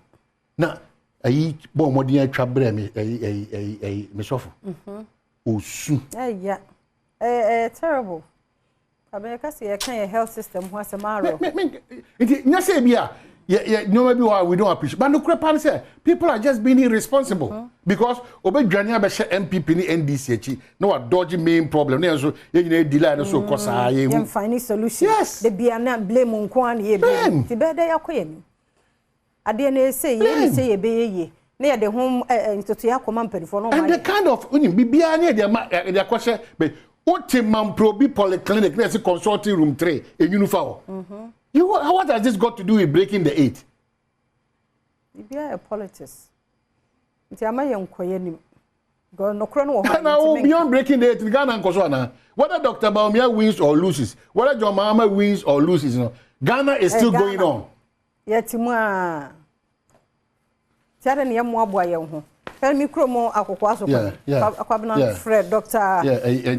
What's the house asenso so me make MP no so on yo kwan ya ye kwa ye timete san enso to de enye kra and it's because of obi you say MP ne assembly with problem with teacher say abo enu am frɛ wa amfa e bia unim number no yesre wani die mu wa ye ba bia o aka honkoa because of Manson. Look at this. And then I say, I don't know also be problem to me affect a whole community. Look at this. Mimi ni afia nkasa. Wo so for kwache wa kwaji abozo ba wi so ni afia. Efa wo so for kwache kwa wo be. Yes, mo me enye. Akokwaso de je se wa untimi nko. Je se na etundre ya. Na ya no mu de eboyi. Ebete wa san sisi a. Me ne kwan no kwado muntimi nyusu bie ne yase kuro foforo bi so de na mu de akuro enso yi to de eso ye to when you wake up o man ne kwa ma wonsere emu nipa ne ma wonsere wo sorry ya na abuofu kwamna adawma Ese how do to the book at them say that nyame adom do say mama be sere more and say na dey nkramante man bia asem papa ka ayefe ah ahimi na okasa sa akwa na be say PRO ka say hey gamanche oyeto na be say osupose ka say hey otuvo oye brutal it is tough ni brutal ka bo mu no na kra butu ye to bru be bia butu ye na cheze Only penny move back on the but with him, well, yeah, I mean, Tumbutum, 500,000 Ghana. Or both can have hey, oh, yeah, mommy. There's a because it's a Nanasi. Beautiful, beautiful. See, this is Ghana. You know, Usha can form a man, a bunch of different. Casano pet. Ba nyina ye ba ko na efe na akonno na mnim se enka ha e betoato so akoko other no na eden kabomu abreye so man. So Daily Graphic any man was SSNIT contributors gain automatic NHIS migration. Oh wow. They know SSNIT contributor automatically NHIS scheme no o da so bare then o basa dia and they no pampedu abonyo no what's me for say the obasa obonu is here because no eba health insurance oda so bam the SSNIT no o ma hwa ban djuma nko ankura djuma wa wo djum kran hye wo ma but ahunya se kwabna obi adwuma bi a wo bia no wo de wo tua SSNIT o fato wo da chinti titru nkoma me maame no ma won mo eto ade wo djum e ma no yenya sika pa mesre wani die mu a uhu ne saa na ayo se nyesika mesro bosumi bia na se obenya bi na ade akoto ho a eye kwa na uhu odin a woti akonya so ton ade wo be heti be 65 ne untumi saa sika no ebetimi ese so se be yamfa obedi nyina nkoto wo ma no so because omo so afi na omo be chekere omo busia je esa happen na de wantwi no mo ba mesro mo ye maame no ye papa no save bi menka sa banjuma e fonko na wo so omo tu SSNIT there be one so individual na one kasa to ebi to ho da chinti e da se your graphic here called the Ghanaian Times so say sustain green Ghana project gains president urges citizenry man penya shey and 10 million ye do awie even though me menjin tum e mo werem but ya do awie o man pezi do awie no misra fia kobne mo hwɛ sɛ mo be hwɛsofo ma ade na yɛtimi adua ɛho atimi aba mfaso de aman dimisro obia nye gatekeeper nyɛ sɛ wo hu sɛ dua na dua bi wa no wona bo na de siso tia so chim no kra sa aka mo srewa tu hwɛ mampani fo nyina wa kama ɔne yɛru abuginapo sa mo gina na abugina ana ko abuginapo na koyo na koyo na koyo yo no yo na koyo na koyo yeah na na do no kwa ohuru su ese wara obi iya bia wo yo iya bia na koyo na koyo oh, ja, mami kada we person DBC wanye. Ewutu Senior East Constituency NDC MP PC granted bail over alleged gun possession without authority. Now call you and the majority say akwasi baba before the assembly can watch it mu ye. Daily guys government calls for unity that's nana. As it joins running mate race and munyam for ba ko amanyo simpa so no. Era as it can kokobol. Na subi mra shebedwani. Ne nimu nyam Papa, Nimia, any sofo, Ampedu Kame sofo, or Ampedu. Then I said, well, take 6 hours away. Ampedu, Victor say, family chapel, yes. Baumia storms MPP World Bank. Aha, Kofi Ampedu Nkwana betiase. Baumia storms MPP World Bank. Aha. Mon je ni pa le friend Kofi Ampedu World Bank. Onon kwa na betiase. Yewra Baumia, Franka Tuni New Patriotic Party. Ene wa sentiment baby a MPP akoma da no. World Bank Kofi Ampedu ga on mo choose that story we. Obetiase echi. Is the more guide? The coffee many streams. Yeah, the Republic baby. NDC gun PC bailed as IGP refutes exceeding Ketia's order from above claims. And this order from above. Order from above. Because here Chimia young cook in Japan. Now I feel Yamani attached as well. They say that it's order from above. Online.com. Mahama vows to retrieve corruptly acquired funds and property. Obejinina. Jinina benkumni nifa uya na dia soso ama uye mame susru eja whether the work me Chate wale I don't know for dey no we entertainment okay frankly could you just akasa sa na akwanya mani person be fra na time na okay and said the only me enjumedie program said the tie no ye kwai na agudie mu nsam no ebeba ye wie health tips and so ehemu na die na wotwe mu Nyabrema ye netie ne ye pa na emwa ye nunum nsuo no mo na hohoro nyema fini na nunum nsuo jonso mo na wo kidneys ne nya hoden na filter nyema edidi ko ni padua no adwuma kidney no ye na ye adwuma pa antimisho ya abɔ ho ban ma me ye wie pe na ahosepen so aba komo bi su hyemu ho asemidika beba pensem mo to aso ye da se omre no wadaje koso ani entena wo Facebook/Adom TV extra na se wo YouTuber Adom TV tube so ubenya ye koba bia na Go TV a 119 and a DSTV 280 yedase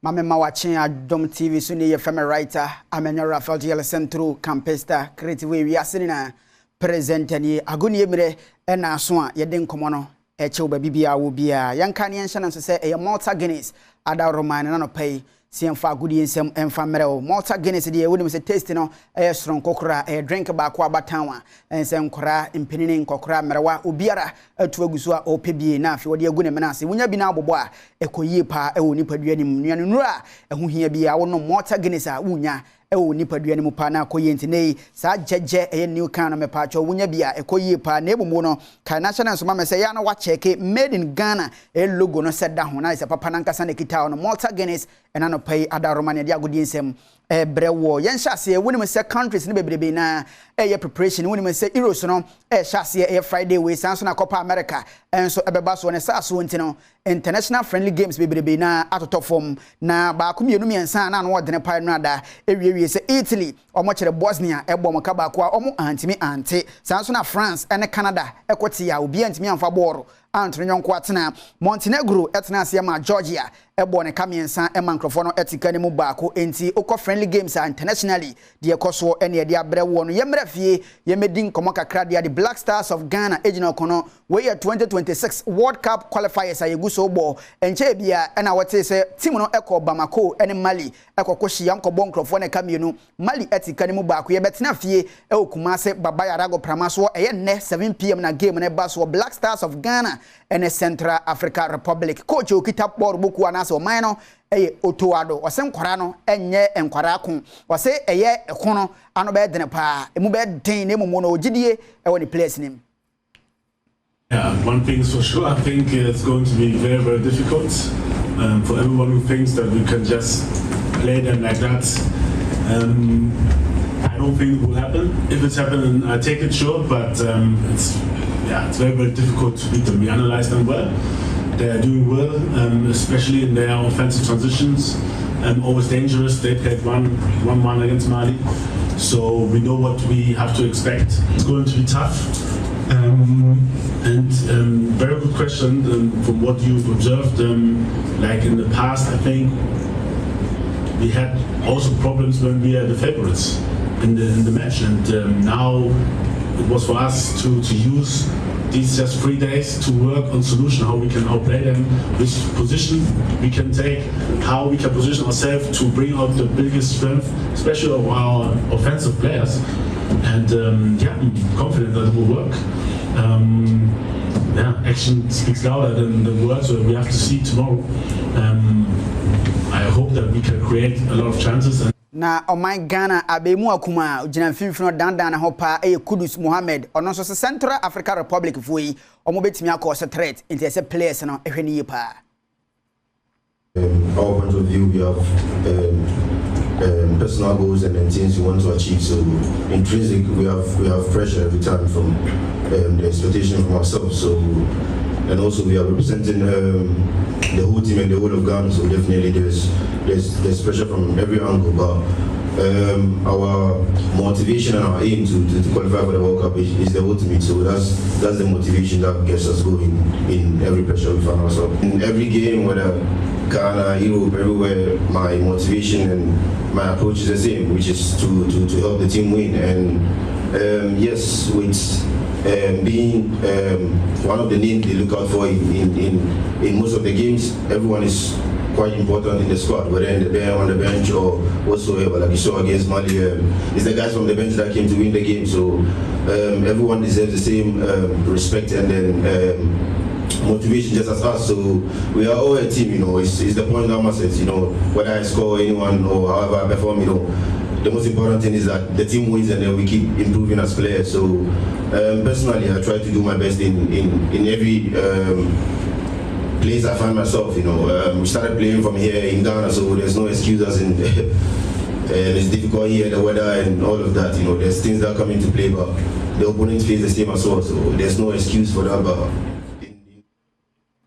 Yandashi yanko wi asenten tan kese na so yene fireman countryman songu enko din komo kakra e songo steak ena no pay countryman songu ojanu nie fire watemenka fantastic meton kapa bibia boko die nyame adom bibia boko na wonso e fantastic well ne songo steak we blasters as usual and a coach in so ide any kudus akasano utuado trainer scout. You understand? I mean, it's not about say you make substitution be. I hear you may be a coach. I can say be a tactics. When and I say a situation where Aviana Nipano and this are just bench area the Nipanatana. It's a team. Obiati as here is a teamwork. You perceive a blasters in the posture. You perceive blasters in young good players. You perceive blasters in young good managers. So a teamwork, and that is what Obia area. And the teamwork in this Ubaba, Ejina no create AD selection. The Ejina no create AD selection. It's not about saying you will be free bench, but now be on a bench. AD will be better on a bench. AD will be the chance, will be able. But selection, you didn't create. You understand? I mean, you didn't create. So if it is a tactical discipline, change here.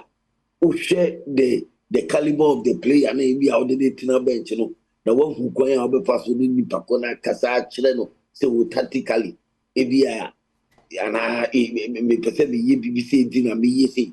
You understand? I mean, blasters, we say play a Ghana, but they are players and players. They are seniors and senior most. You understand? So that is how it is. And what we are expecting, they say, with me football, complacency, it me back. You understand? Overconfident, it me back. And I'm happy say, could you see the coach? He can say, oh, they know it's a difficult game. I hope say, not just one of those that cheap talk. Oh yes, coach there. Obekasa to send your coach. He can say, oh, we are aware. Opponent on your crowd or football there is full of uncertainty and then football assistant into me under it will be no I can't say but on the field of play who tactics win a system of play Utuado or any team blasters winning 2-1 against Mali no or is not well in call World Cup in qualify. You understand? Football beat me I win 2-1 against Mali. Ubishia Central African Republic and na you Yamimpem na Uda from 1-0, 88 minutes, 89 minutes, 98 minutes. On Tiasia, Mipana, Timiko Mali 2-1, and a Mimi Ghana, Sicilia, Central African Republic, and I had the Amami, complacency, a setting here to me back. Too confident, oversure. May you too sure, me Jimmy who did do, meaning that to me, my side wing in Abba. When you have a coach with a plan, not plan also so players are or more company bit me execute here. That is where, I mean, even when it is difficult, you can fight for your 3 points. Ukuta manager, ukuta points, no?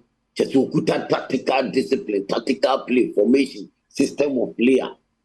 When it is difficult, said the Ghana, we know how to go about it. That is what we want to see from the trainer scout. Utuwa don't know, you need the coaching. When you good that World Cup or in a puto. The first time we coach ye, then ankoye, and bibian koye, bibian see.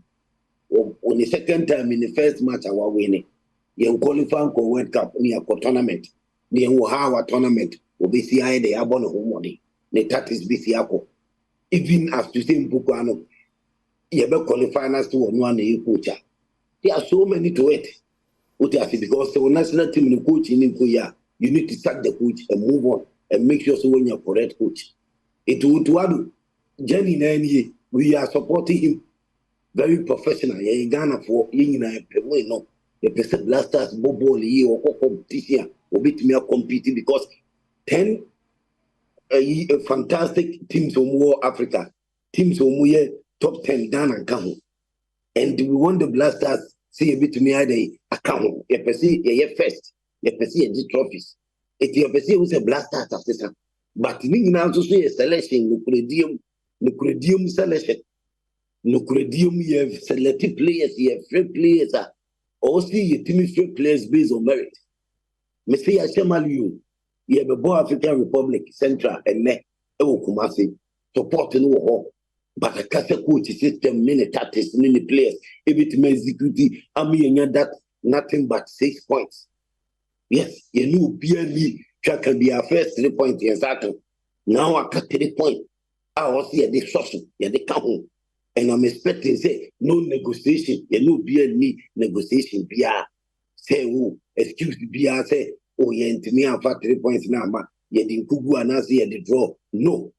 You percent blasters against Central African Republic. If we're able to beat Mali, see, you know your tactics right. You know your selection, coach. Actually, say, when you coach, on a system of play, Papa Bia, a game, you know, it's difficult and be easy. As or can say now, a very difficult and only difficult. Central African Republic, yes, and will be a football, but also Ghana to me, Ghana to me, Shana, you better fire out to what do the trainer scout and any players, no, you better make just see more. All what Ghanaians are expecting, they say, you better born to be winning. Now your system of play be so say coach in internal Juma, yeah, Juma in Sano, no, dead you playing system, no boys, no. If you blasters, bobo, you go competition, you beat me there, I compete near to me a tournament match, and yet 3 matches penny a free tournament near to me at the cap. And that is the blasters we are all looking for. It will move your selection based on merit, Blasters be selection based on merit. No sepata, no abedagu, no sepata, no abebo defense. No sepata, no above midfield, no sepata, no above strike. Blasters, a merit, select players based on merit. You can't blasters. I mean, it do be so you need players who make me among goals and influence them. Who make me I the executive situation, you know, at the Amagan and Tentem. Sometimes you make your chance to not went to me and Yabu, went to me and 3 points, you know. At the blasters, say selection cost among your selection based on merit. My coaching train. None substitution because any panel they are Bebemunti or Bano Bishibu, we are not free coach say a tactical play. I will not take it, I won't buy it. It is not so. Monfano could be new players in internal camp. Monfo be a respected mano. Mamun time players be Mamunya Yimu, Namunya Celeste Papa, no Sepata, so Besati, one shot here, not blasters in ye, and yes, sir, blasters. You best store a knee keke. You can win against Mali and Nijiaba, confident Naba, you need to meet me to us, Nenso Poto, Etilasem, Afina matches are Kenyan and Kui, and a bit my neck. So we have to guard against complacency. Or see a year who free, Ta, Yehudi, oh, I Ghana, dear, I Kumasi, dear, a Quabias, you bit me, I say, Central African Republic and disgrace us, omit to me a surprise here, omit to me, I say, football is full of uncertainty. Be here to me see. So Ghana for the idea say when it win there, Bibia Mupibia technical team coach, we know playing body, and I feel just say taxpayers money biano ya the amamo. Taxpayers money, I know I'm going to when Massey, who Ghana and Mass will put the work. Ye jai, that to actually any support him. None one couldn't be by a chest will be up a blasters, Ghana for the blasters. If you knew Hopa, blasters be here, will be answering argument. Blasters be ya use woman fair players based on merit, woman faculties based on merit. Into what we train us out. All selected players are manning based on merit. Now one Casamuse or system of play or tactics be Ghana, ye boy, you beat me a Segu. You beat me a Dinkunim, defending a dorsal, defending a dorsal. Defend when the Biana defenders beat me up to 2 more from a defender. The Biana defenders beat me a blocky ball. The Biana defenders beat me a stop a year attack. Who defending a dorsal. Senior Ghana attack by us, so you blast us and attack by us. No, too much defending. A dorsal chance here. It makes for the one show we no more defenders. One setting up defending here. No make it just a midfielders be bois. Now midfielders are my ball. Where any wingers let me on my balls are cost strikers. Yes, we are attack. Now blasters Utuado with system of play. Ni ami me when they say defending too much. Your quality, 1 or 2 brilliant players, individual brilliance, be or and in a mere say, boys, need be put out a woman in born a ball, or me a senior players, Jordan, you could do some more, but only senior players. It woman to meet woman, the Emma Goes, but New York say we're very good. Individual brilliance, no, yet to me rely on individual brilliance. There be a yet to me rely on send New York the best say, and I Jordan the best say, and I said, good in the best say, yet to me rely on that individual brilliance. No, if the coach or to do trainer scout, find a solution to that. Say there be a defending. Our blasters, find solution to that, and then you're expecting nothing but to win. That's right. So January 1 p.m. 1 p.m. Yes. Adom TV will fire for fire. Sure. 1 p.m. and every sure. Fire. Fireman, countryman Songo, and I would say Nkano Ujano, and Abano, Songo steak, and your cocoa faba, you know. Now, Yamra Luka seen him, you bunu call for the year, when I say over the weekend, and about Bukua, you're from Hazakes ladies, one more any Ampemda Kwa, about a mano, a Premier League no Ghana. Now Ampemda Kwa for me and can be Hazakes, a bomb communal. Ampemda Kwa Tikani Muba Kunti Hazakes ladies, and the Premier League no Ghana, a man no for the 5th time. Dear course, Uni. I said to they go. Hazakes ladies are the champions. Grace Banwa can't afford to smile. It's that moment that she missed out for 2 consecutive seasons. Hazakes ladies are the champions of the Ghana Women's Premier League, the Multigonist Women's Premier League to be precise.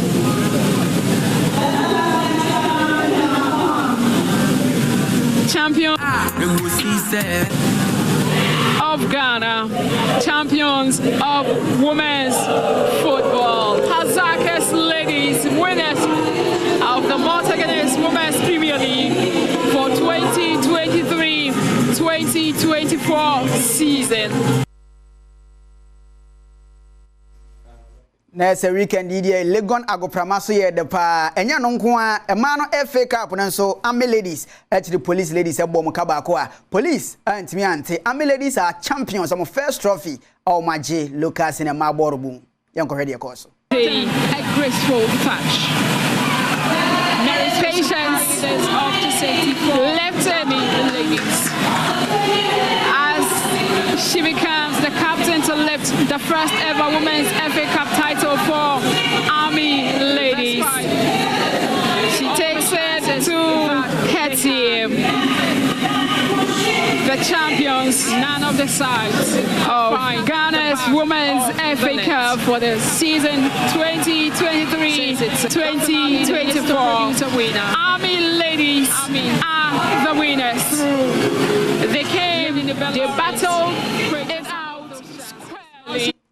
In the Ghana Premier League week number 33, we this weekend the tennis RT for Etnasia Santa Kotoko Bebo Camino, Omo Ante Karala for Etnavie, Omo Boss Summertest League winners, Eka 9 Summertest Kanimumino, Sansona had to folk any great Olympics, the Mancha Dabino, Eba so Ewan Krago Pramasu, Bientmian Faboro, Antonio Quatina, Sansona Gold Stars, Eshe Mediama Sporting Club, Camino Mediama, Antimi Ante, Adriana Stars, and in Swatramain 2-2 in the EPMU, Heart of Lions, na kwando wamonso bo Legon City se kam yenu a Legon antimi ante Accra Lions ehye ba ko Dreams FC enso antimi ante Premier League hon komone yeguso aye bone se table no unse soro de summer test 1996 omaje trophy na deda sase ho na ayere pa ye hwe de obekọ relegation na relegation zone no two teams they already ya relegate deda bofo akwatano for ko RTU for ko say Great Olympics for ehon keka Dreams FC for almost 2 matches so mo bom ho keka Heart of Folk for ho keka na Karela for womo any teams mo ho keka e wase ho eti aka obia 1-1-1-1 games na yawie season no na mo no Dreams for na come 2 games a so mo bo from Karela United omoda 13th ebesi 18th obia ebetimi akoka bofo akwa ene RT for ho aqua relegation tia so one dey Samates are the league winners Accra Lions Adriana Stars Brekum Chelsea top 4 no finfini ho na kotokofo hye 9th enti dey tie kakra enso Ghana Premier League na so no yemfa nwe dey no say for the first time ever boxer ni din enso dey Aite Powers wono nso so launch ne boxing promotion Sergio Manuchu wonchiremu ni bebre the national title holder Aite Powers wakan ho a ono ade Aite Powers boxing promotion ababa boade papa yi kire se busumi a emo ni de toso aduonu nkron wo Bukom boxing arena de watu di power of the fist dwumadie kese paso a boxers atwotwo na ebetwa kanko agina mu atoto twede anenti woni Game TV na akabomu a sa initiative kese ebeboa na boxers a omo Ghana ni nchuo ni nchuaso ni titire ane nkra ha no. Let me come to the promotion so that I will guide some of the boxers. And so that I'm doing promotion or we are doing promotion with, something lower. I'm there for the bosses because not all the bosses will fight international. Some of the bosses can fight in Ghana here, they can't go to international. So we are there just to promote boxing so that the bosses will get good tests and good treatments. That is why I will come into boxing. Then I have to call my matchmaker believer just to gather the boxers we want to fight on 29th. The boxers minua omo headline is adwumadie kase mahubali ena fe soldier boxer ena no wabra ye de press lunch na de hyehyɛ so no na Ghana multi ba ko yaji atum multi Guinness ena no pay upe bi na de gu me na se a ekoyi pa ka national say nei multi Guinness always now we're looking for the Ghana logo made in Ghana logo no ho no ekita the same refreshing taste na me patwe meal boosting vitamin B ewo mu a unya bi egu mu na se a omu adwuma no na edaw no so ekoyi pa multi Guinness Ghana's favorite malt yem fancy ye family writer Amenyo Rafael Yela Centro Campesta Creative we asina present ni na no pay yaka wachire beto aso and so yemo akwa Badwam TV Badwam health tips so na watching nkomo ayedi pre-eclampsia na doctor for no ha o nurse ni pani ene ne ba bedi nkomo na wachire ye pre-eclampsia no din a condition be den ene wo se wo ye na watchi mu komo ayedi no mame fa sedama endpoint homeopathic clinic na daroma na dwumadie ye de brewo ya we bie ha wadwen frɛ no mema no prostate ne yenko check so your bana infection ha wadwen a yenko endpoint and check awo mu ensem kohwe awodie mu yese bibia kama for endpoint was 0244867068 0244867068 now na kasana romanti menu aba beti owusu ansa principal nursing officer Ganoth Municipal Health Directorate nene ene na wachi ene ni din komo afa pre-eclampsia mo ba pa mu akwaba yeah da se na wachi so mu ahokwan ne ene wo wachire yen ade na wachi nyina wo se yen kasa mfa pre-eclampsia ho Me pasha. Edin e condition ben ya. Say ye can pre-eclampsia.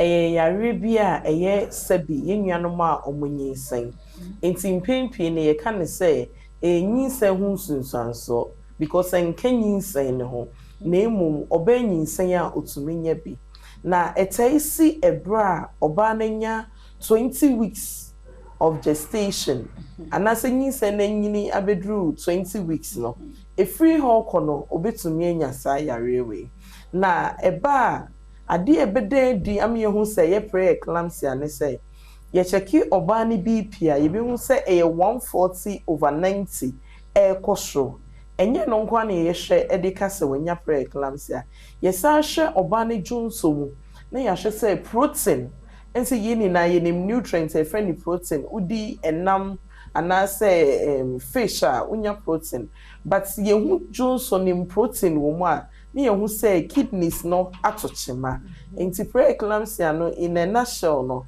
nyinsen mu nsunsuanso a etaisi 20 weeks eko obaby obenya bibia also wonya high BP 140/90 millimeters of mercury eko so afis also ye hu sane junso mu ye check ya protein. Oh, okay. Nti we condition we dey just oba fair fruit pe. Me pacha na just oba fair fruit. E mema nka ho. But fine say oba no fair fruit a otimi nya bia na. Me pacha on fair fruit to me nya pre-eclampsia.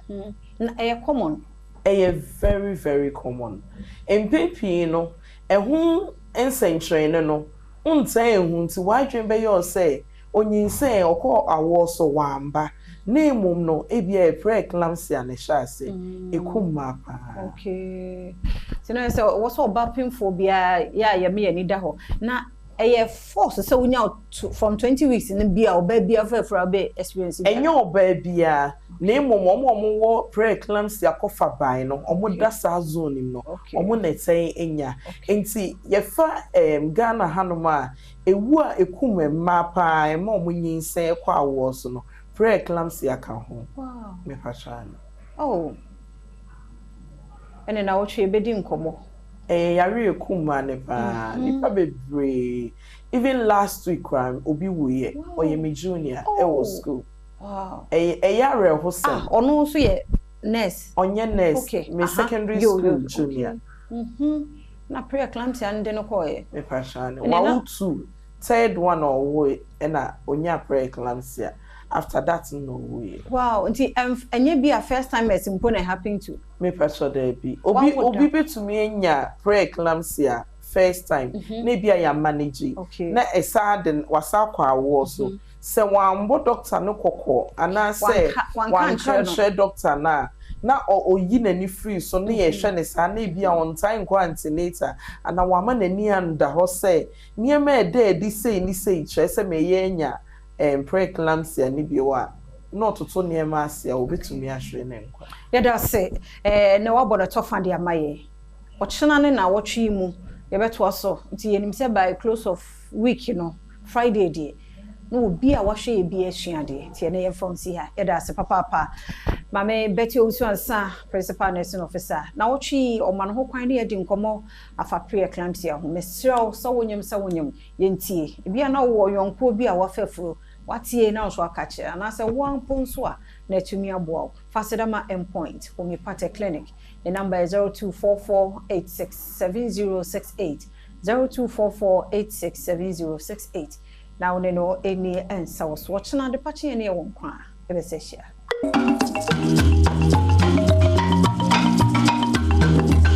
makwa ba shoko ba Badwam ho sepe jumedie so said your man pangini akasa was to be a citizen not a spectator and obi anfa ne hunjim Ghana Black Stars and no more match etimidi kan kai wan sakra na mama good morning me need Sandra o heme ametiwa ajuma nyame Adom Entertainment ame Ghana for tremu a we need Sunday where the jayo or your guy sister Sunday be a guy Ghana's entertainment prophet Makancho said the whole Ghana men na omayi ne se mendi omanim e entertainment mu na am say baye yo why so entertainment prophet mami me amene the original entertainment Perfect. Etana me no kan no na Ghana Black Stars match. Ene wa fade no makokɔ mrem. Ma green ni mrem, ma blacks ensu, ma yellow no akokɔ shade no ensu wom ene chest wo your mind ba pa wani ji wo mind ho as a Ghanaian. Ene wo fie na no kwan pese raise flag no yemfa Emma Black Stars ene ko mu bo home. Wo mu bo ni home. It's bomadian support. Ma me phone lines real quick as akwa ni akɔ ene nkɔmɔ amede nam no eso. 0302 211 70124 0302 211 70124. Wadaroma me fani pa 5 for Pecos and the Black Stars yenchangum avieta ne ade ye na mom yenchangum ora boys say no mo behye ora mo ne mali for match ya na eso ani ahonka wom ani gi aba we love no ye de ababa kana and I'm still here we should bring back the love and so when you it's ningina no ene frame na yentwetwe sa enkomo no na yɛhwɛ omo de animonyam bi ebebre rare hosem na no me painti me ho koto paint green to red to paint yellow esa the black ball so odofo shi me ho red gold green ekuta abrobe na Black Stars abube wo me nsam na mama hey na de man paint ben yeta machi de emu edi nti osmo obi ba homa ne so a na wa mame ehu ne ene omo atwetwe enkomo me twa mo call singina no ntokwa bi asi apai am entertainment industry mo nya say ya the piece betina mo nya say ya bedo ye ho na low key no mo jam ho obi aba homa no so ho. Hi, good morning. Hello. Okay, ahoma no nsuo ne en ho sa na en ho style mo low key mo feel mo ho ade a me ho Ghana entertainment industry no bomodia ye den e support but meba enkomo ni nyina ejira nwum ni mu meba two biggest artists I mean two of the biggest artists are Jewo Ghana ha say I know obi chibo bi bodin a person oboba dem bonyum na bi ho obia our biggest collabo with one of the biggest artists in the world we ni oyonko will be eso we ni oyonko will be eso I was mu hwem ya adwuma no we etinyo never morning na tadi ya say record on that side Good morning, Sister Sandy. Hi darling, pacho wo lower TV set no na le mentwetwe nkomo okay so let's see pacho lower TV set na le mentwetwe nkomo why but you okay I saw record on that side but you me free ho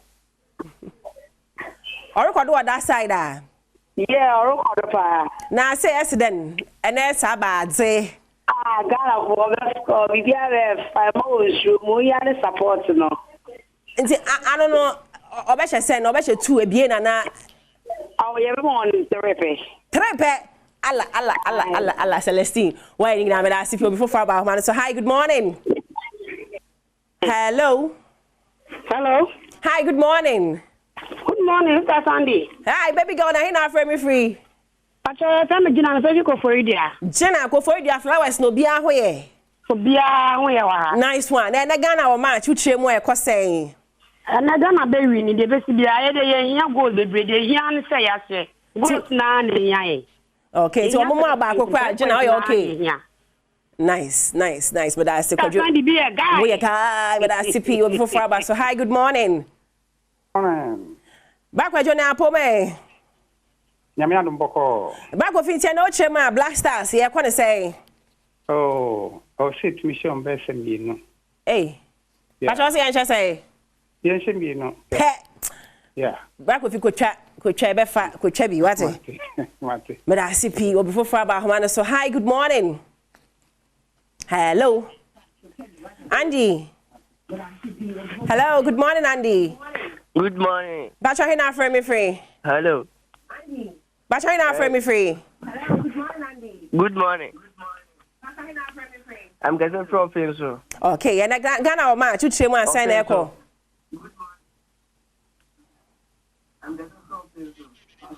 Okay, mami fo before 4. Ebenezer aba homa so hi good morning Eben.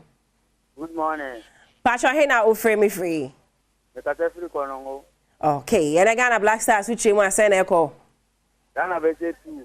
Alla mungo chat. Me asipi because me funny penum enum na pem.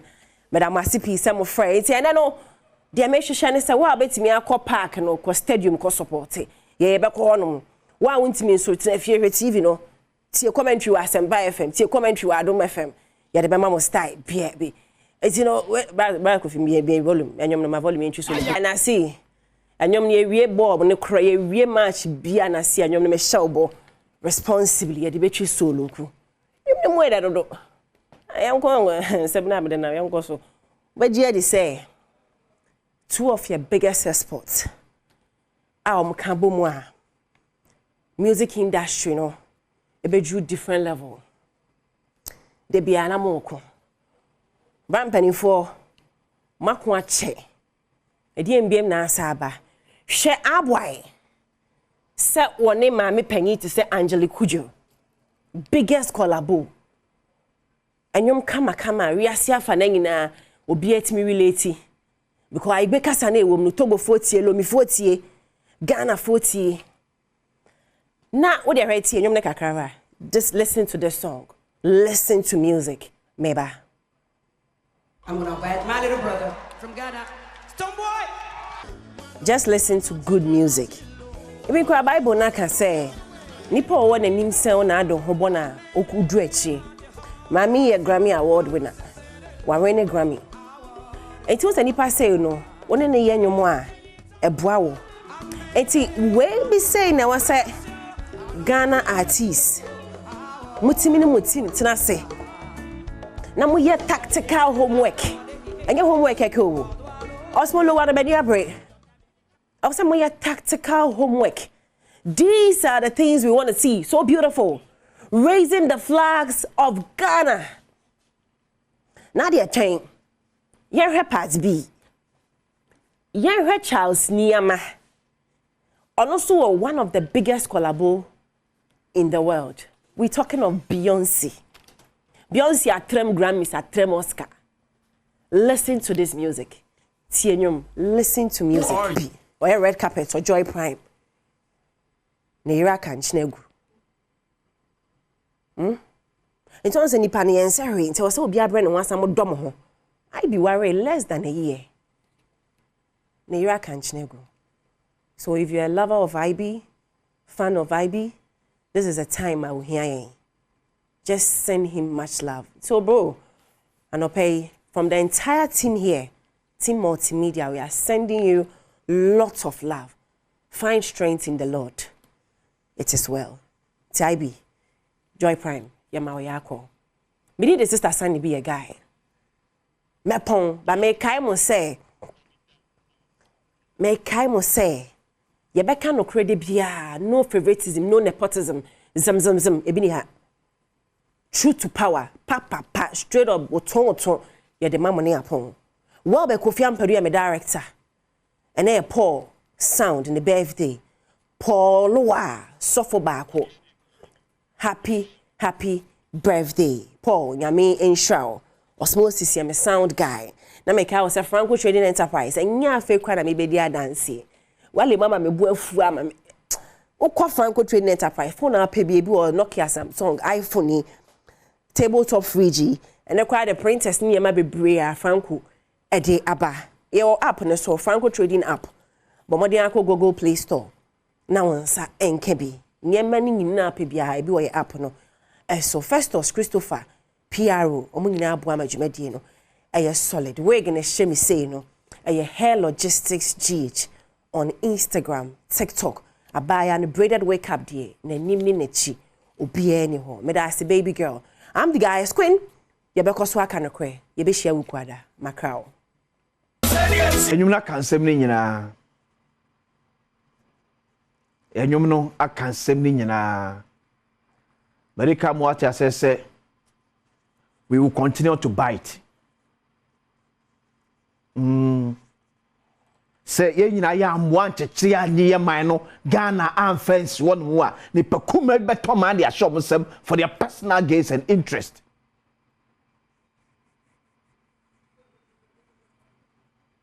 Etuti enyum na Yeah, but now, lucky to say, it takes 1 million people to build a reputation.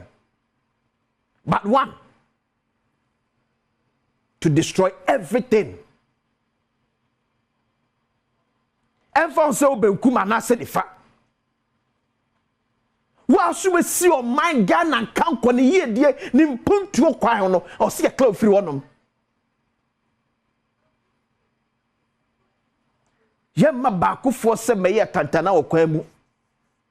Emmy any hita home or quentin fee. Medin the Aquasi, Asia, a semi cabre and a dressing. A happy birthday, Encore and Fama Asafo Jane, member of the NDC National Communications Team. Yawo Asante Mantemo. Wagu happy birthday, Encore from Asante Mamponiba. We wish you all the best. Yanko Ponyo Kese, Kopim Sobeye Kesepa. It will be a woody birthday ne anopain. I'll pay you come to him so meta edi yedi kumo bia ebefra. Kwa bet me afa so be strengthen state institutions ama institutions na etime agina na so yie. Kwa bet me afa so se be ye tonko so and demonize adwumafo a ewo ye various state institutions. Da bia me kan masaka nso dua se eno so je se me se wona ewo state institutions ye ade a ensem fata me enka ho asem. But there be a catch us and penny workers was say, I cook a bad time. Ne 90 aba, na ne 9 kumuba. But the way I have to a crumb, you're criticizing Crofono, you're criticizing almost sa. You're bomb what is so omungu. And that's what we're going to discuss this morning. Best and Nakakrabi and Timni, I mean, for. Finally, you're out from the Ghana Police Service. NDC parliamentary candidate for Awutu Senya East. About Samson. Adibi kosu wo main emu. Makacho bi ase nyina fie ni eni akire ni enkasentia. One medical kacho mrebi etwam se. Soko sia defo akacho be kacho se edu abato afibia. And you know why? Among for tete and we say politicians no are so desperate for power, either retaining or coming to power. And somebody pabone for show memoir. What did the pabon some? What did the pabon some year? What Janya Kotwa Amanofono? A two chili possum ye NDC needs an MP before that time. What tell you possibly NP Penitina and this for that but no in the Paponini. And what you are my Ghanania? Why do we find it difficult to allow state institutions to work, most especially when you're in opposition? Your co-position all of a sudden. The very state institutions are near no more year, Juma or Abemu, you need defending every bit of their action. No? They become a demon to us. Here's a major video. Let's show another video, but see, as much as a fee, a car about Ghana Police Service and our military. Trey, if I see it.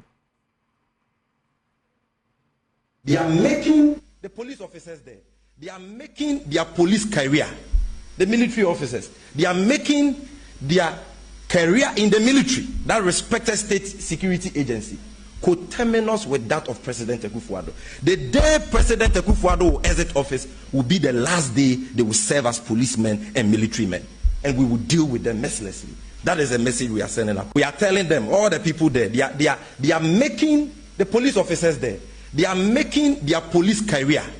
The military officers. They are making their career in the military, that respected state security agency, coterminous with that of President Akufo-Addo. The day President Akufo-Addo. And see, comments of this nature, it's so sad. It's so sad.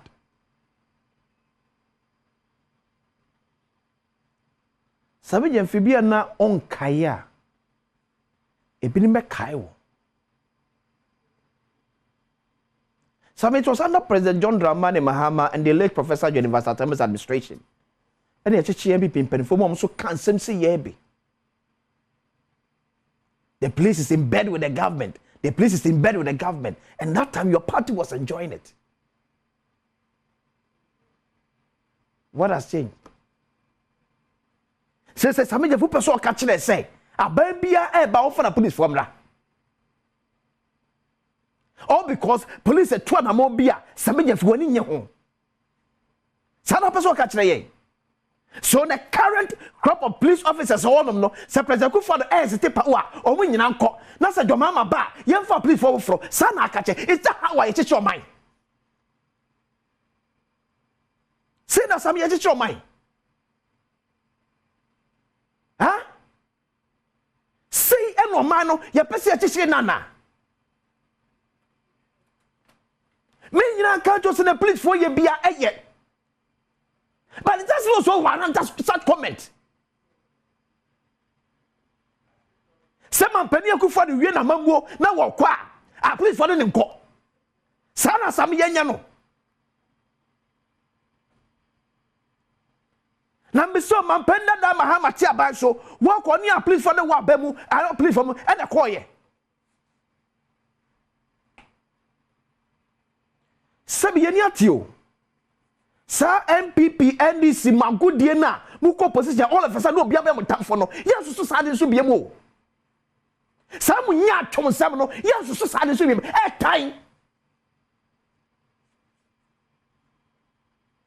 wo ya NDC no so bobefu me ma boafu mo no wa dwe ho ye me ma boafu mo anopai na dwe ho ye e fa nya tam didie. What kind of money are we able to sano? Because only power and be a woman will be angry. Because only power. Ah, now they. Ah, are they? Me can't say state institutions no actors no me at the MBA and Safata. Me can watch them.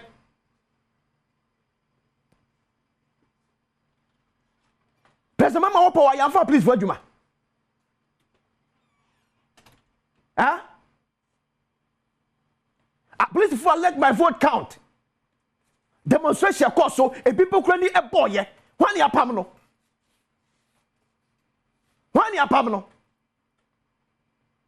What comes to me and quite that money or some year in the salon?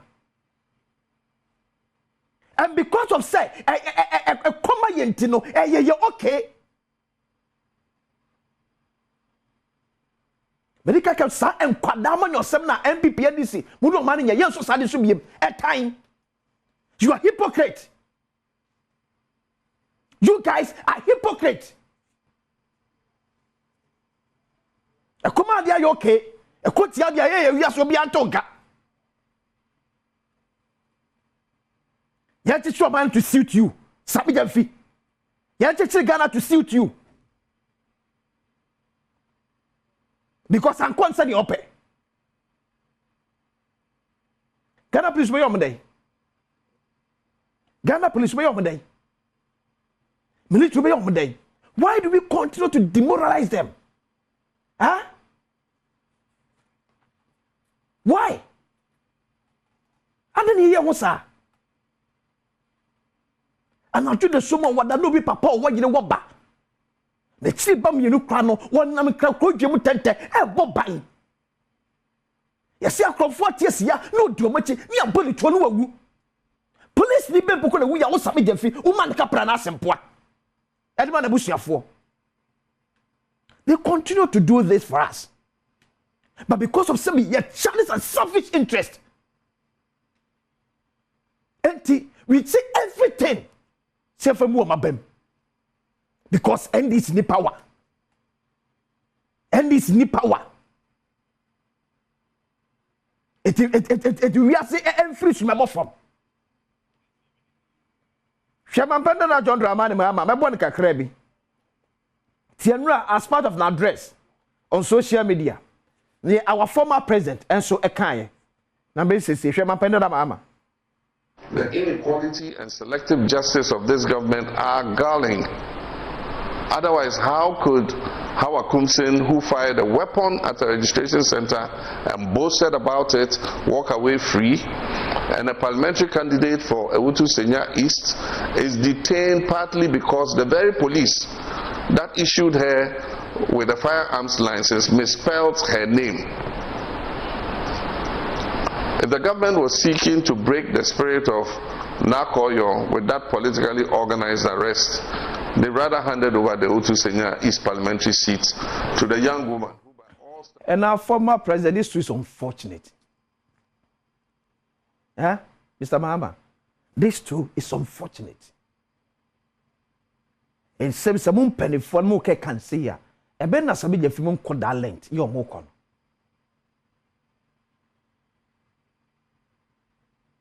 What's the political arrest about this? Huh? What is the political arrest about this? So can't we, for one, reason through issues? Yeah, please, for reason against individuals, Anna. Why do you think that some people who want we should give them special kind of treatment? And it was a gun and it be a nyabi.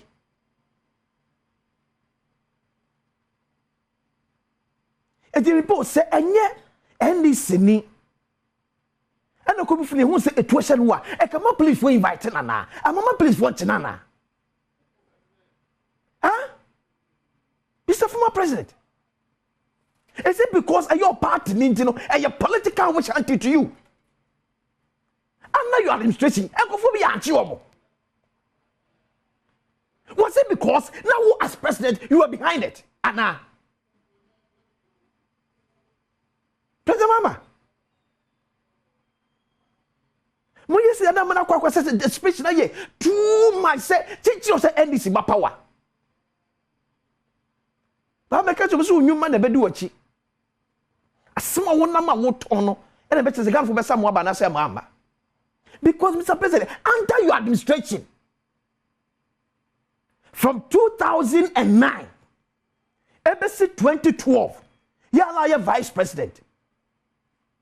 Every half of 2012 to 2017, ya be ya mampeni. Ya chichire nkrofobu okrom hanom.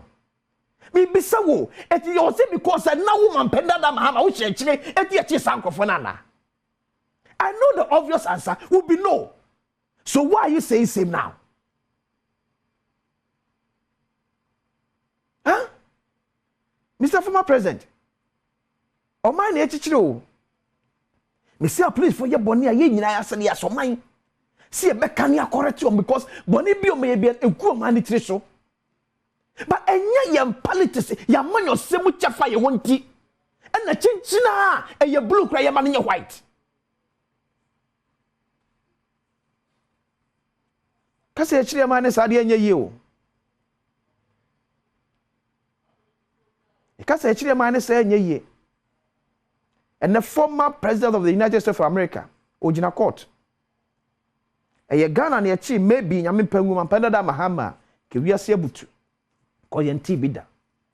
But Oko Court and the lawyers are defending ho. Ghana de ma yenchi MPP ni me yenchi NDC ni because they are different species bia enye nyame no bom ye trobu free wiem ene baaye. So me enka masem. Won papa oboni o ye nyai manenka.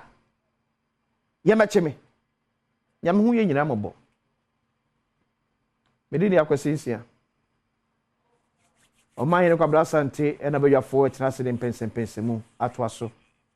E de ama. But before that, if you man kwata makro e twen apom nkomo ba akomienu bi e de afri won mansana ye de pense mu atwaso.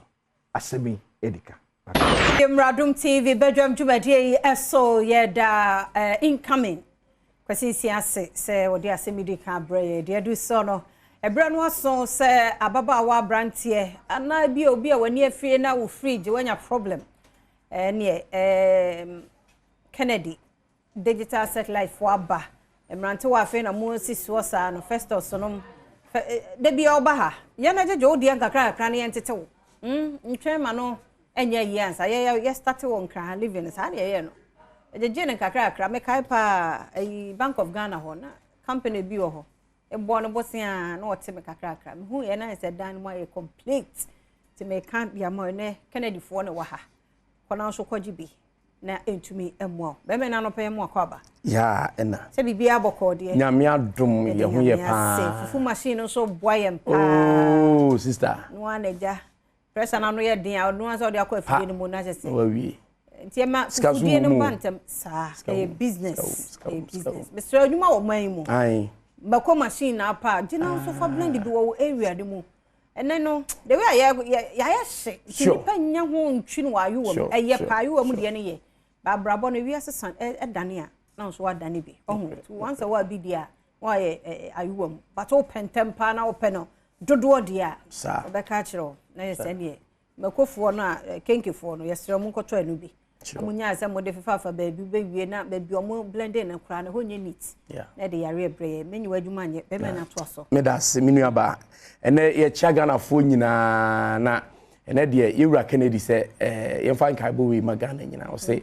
Yina nya komakro na yen support ye Black Star na o se Black Star ba Kumase no ene o ye special promotion okay e won shops ni nyina wow Kumase ni Accra nti mesrew u bibia ene wo hwe me wa Adom TV so ye meka kire o pan ne se air condition e na wo pe bia bo adwuma mu ana se wo pe bia bo fie ana se wo pe bi atu akoton de a sister enye numudwa ena nye se ye ba betu futu agu Ghana fo ani Kennedy air condition ye fo chain wo bia de e wo market se wo se de make e bia oni mi beji chimu a ko shops a wo hu so omotonton air condition na ene wu wi a be wura Kennedy ho ne be bisa ye de no na de de na ye ade e won wan se air condition e de aba no enyusu light sa nti obi ho ka se mi ko enyina ma ho den bebre electricity sa okay ade yusu no R410 gas the latest technology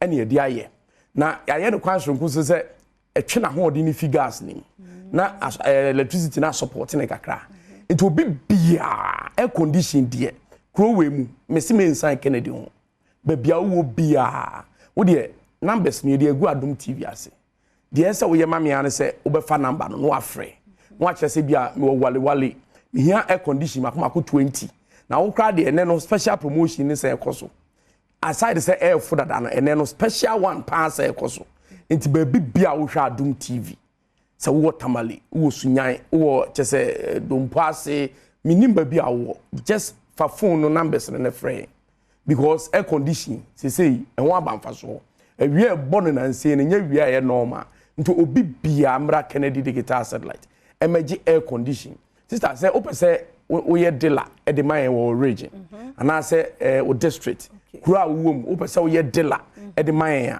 fa number no na free open say obetu bi koton a fa number no na free Kennedy air condition ni de me say estate developers me can form am mate mo sisi hotels me can form am afi mo so mo sisi hostels no ene mo sisi offices ahodo no me can form am say efo eye papa na ye Ghana ni so na akofa aba nti ye ntone ska ne ntra kroma wote de meka no mesrew number no wo fa sisi a frɛ na kire sɛ me wo ha e de begu kam di abrew ne wo pɛ dodo bi a wo pɛ air condition efi 1.5 horsepower e de ko nanim ye de na f pa nti na anopa yi ma hyeda yire me ho kire wo no wo ye guy nso a e wo se air condition bo with them abrante de masa say the we are near me see kro no wo di agora ye di air condition age wo yire afi nsamo ti mesrew oh unse say udamu ehye na uda na de echi na usay kofro trotra de bia no amu na ti epam twa air condition ayefu no no take advantage abrochire sa na tie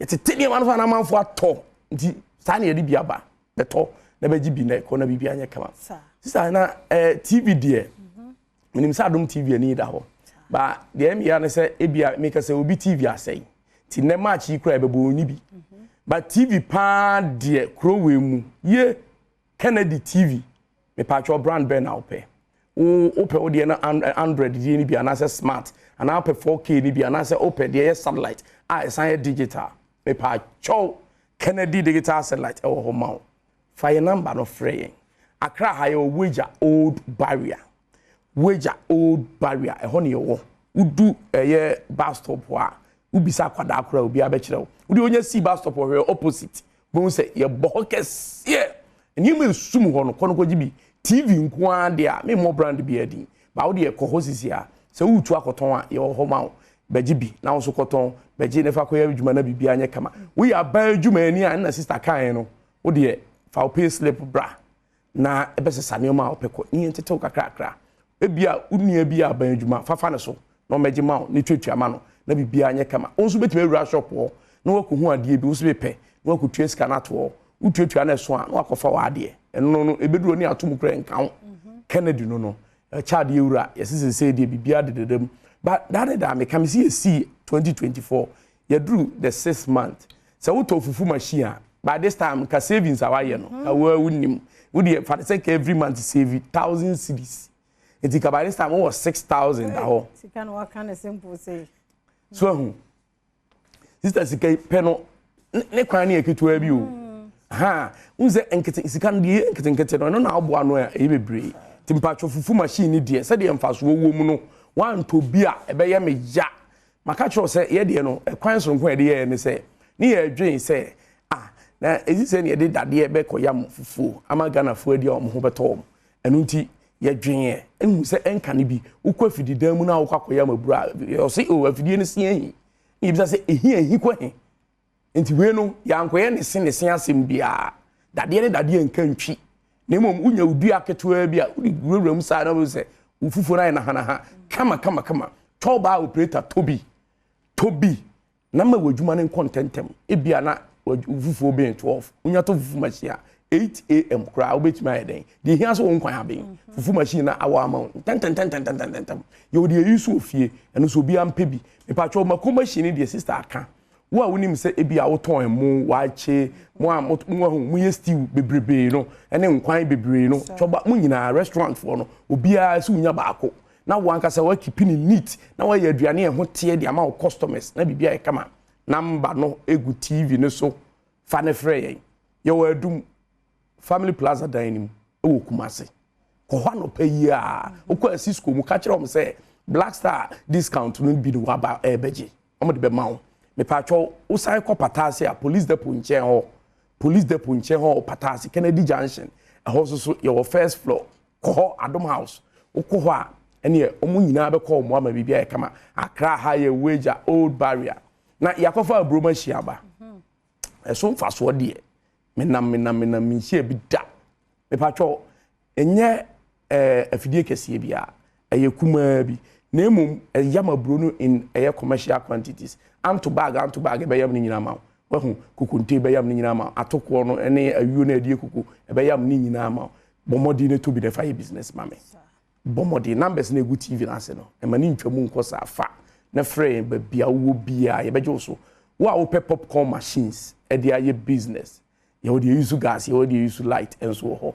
bra ne betobi now so fast start business is an ye no ye we kakra there sister na we ma kan fu so ma ono a ye rent house no nso wo ye rent house to fufu machine bi ka ho okay na be gi freezers ni so bi fa ka ho unim say freezer man fu di mu fa so pa obu wa to bi di esi ho de ode ya ne say weekend no bi ayie bi mo ba be hran ni o ma na o san de account okwa uku use a oba 3 days wa gi ni sika timpacho mututo bi na mo fanye business why number no go TV na so obi amfa no mfrɛ na ye beje so ama bibia ye kama wa pese osu ande pam bra your machines no industrial ones dey gina bi o betobi ukobie fashion school so a ye obi o sister min kasa e mane nwa ade papa e na ton ne ho ade pa nyina ye Kennedy digital satellite Accra wager old barrier kokro bi te ho Kumasi ye wadum family plaza dining na ye sai wo patasi police depot enche ho ma me fa hotline we ma ba lines aka ne nyina egu TV ne so 0244 385 128 0244 385 128 oyere kitchen nya fa ne bra Kennedy udamu nyoma nya bra Kennedy na ye be call mo medase yedase papa panti Kennedy digital satellite na ite won kanoko ne kofa wode na entumi emwa wode du so no ye wo abusuane adofo bi ene erade de afia ka won mu fie hunti yen celebrate wo mo enti happy birthday enkoma yankasa yen colleague yen ne wa ha sound engineer Paul Minta ene Paul Minta ne birthday happy birthday onyame ehia onye okese Omo so mfra dum kwa dum sa fe happy birthday koma Paul Minta. Happy birthday koma Paul na daso no ye happy birthday o ye nyina ye we show a happy birthday. Hindi afia amankwa tamaklo mahine kwabna sante aye krado dem pensem etwaso yedase. We are telling them, all the people there, they are making the police officers there. They are making their police career, the military officers. They are making their career in the military, that respected state security agency, coterminous with that of President Akufo-Addo. The day President Akufo-Addo will exit office will be the last day they will serve as policemen and military men, and we will deal with them mercilessly. That is a message we are sending up. The inequality and selective justice of this government are galling. Otherwise, how could Hawa Kumsin, who fired a weapon at a registration center and boasted about it, walk away free? And a parliamentary candidate for Ewutu Senya East is detained partly because the very police that issued her with a firearms license misspelled her name. If the government was seeking to break the spirit of Nakoyo with that politically organized arrest, they rather handed over the Ewutu Senya East parliamentary seat to the young woman who by all standards towers over and above the incumbent. My dear youth, while I agree with your justifiable anger and disappointment, I urge you to keep hope alive. Have faith in God and the power of your thumb.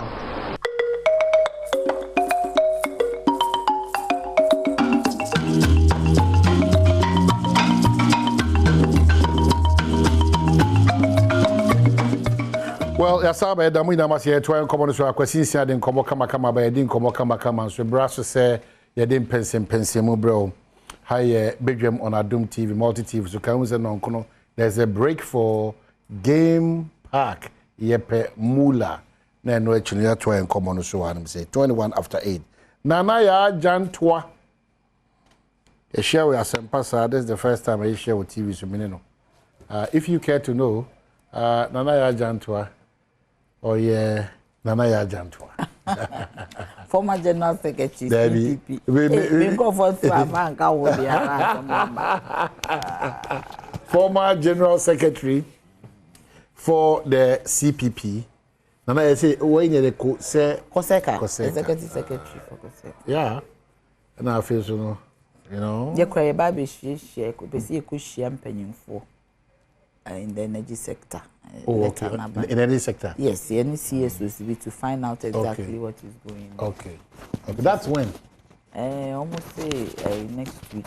Okay. It is a mere no so I be ma munyi na mo mate na ya hwede betimi ayewo. Okay. Ba kwa ba bibi aboko. Thank you bibi aboko. Bibi aboko asese me ho like so ma pomu din but bibi anya boko se ne Ghana. Ye wo hey nyema mu odin. And you let me say, me catch you. Now, no, they could see sense. Who's over can sue us? And is your bottle? Menume. Some catch you. Oh, no. But I don't know, jump from sir. Then I make an unfold seven boy. Jump. If you catch a Dominic, na at the end, a pigeon was and no, make a year walk a Saturday, make a year walk for Idria. CPP Women's Organizer for Eastern Region with film. And I will me also search. And also a stalwarts in the mind is like any I with the same league. I may ban oh the weakness and a needs it and could did and mini jamra. Minimum man cra. Contumely bond me and sa 20 cities. I will a uniso and young crying. A friend is a drew.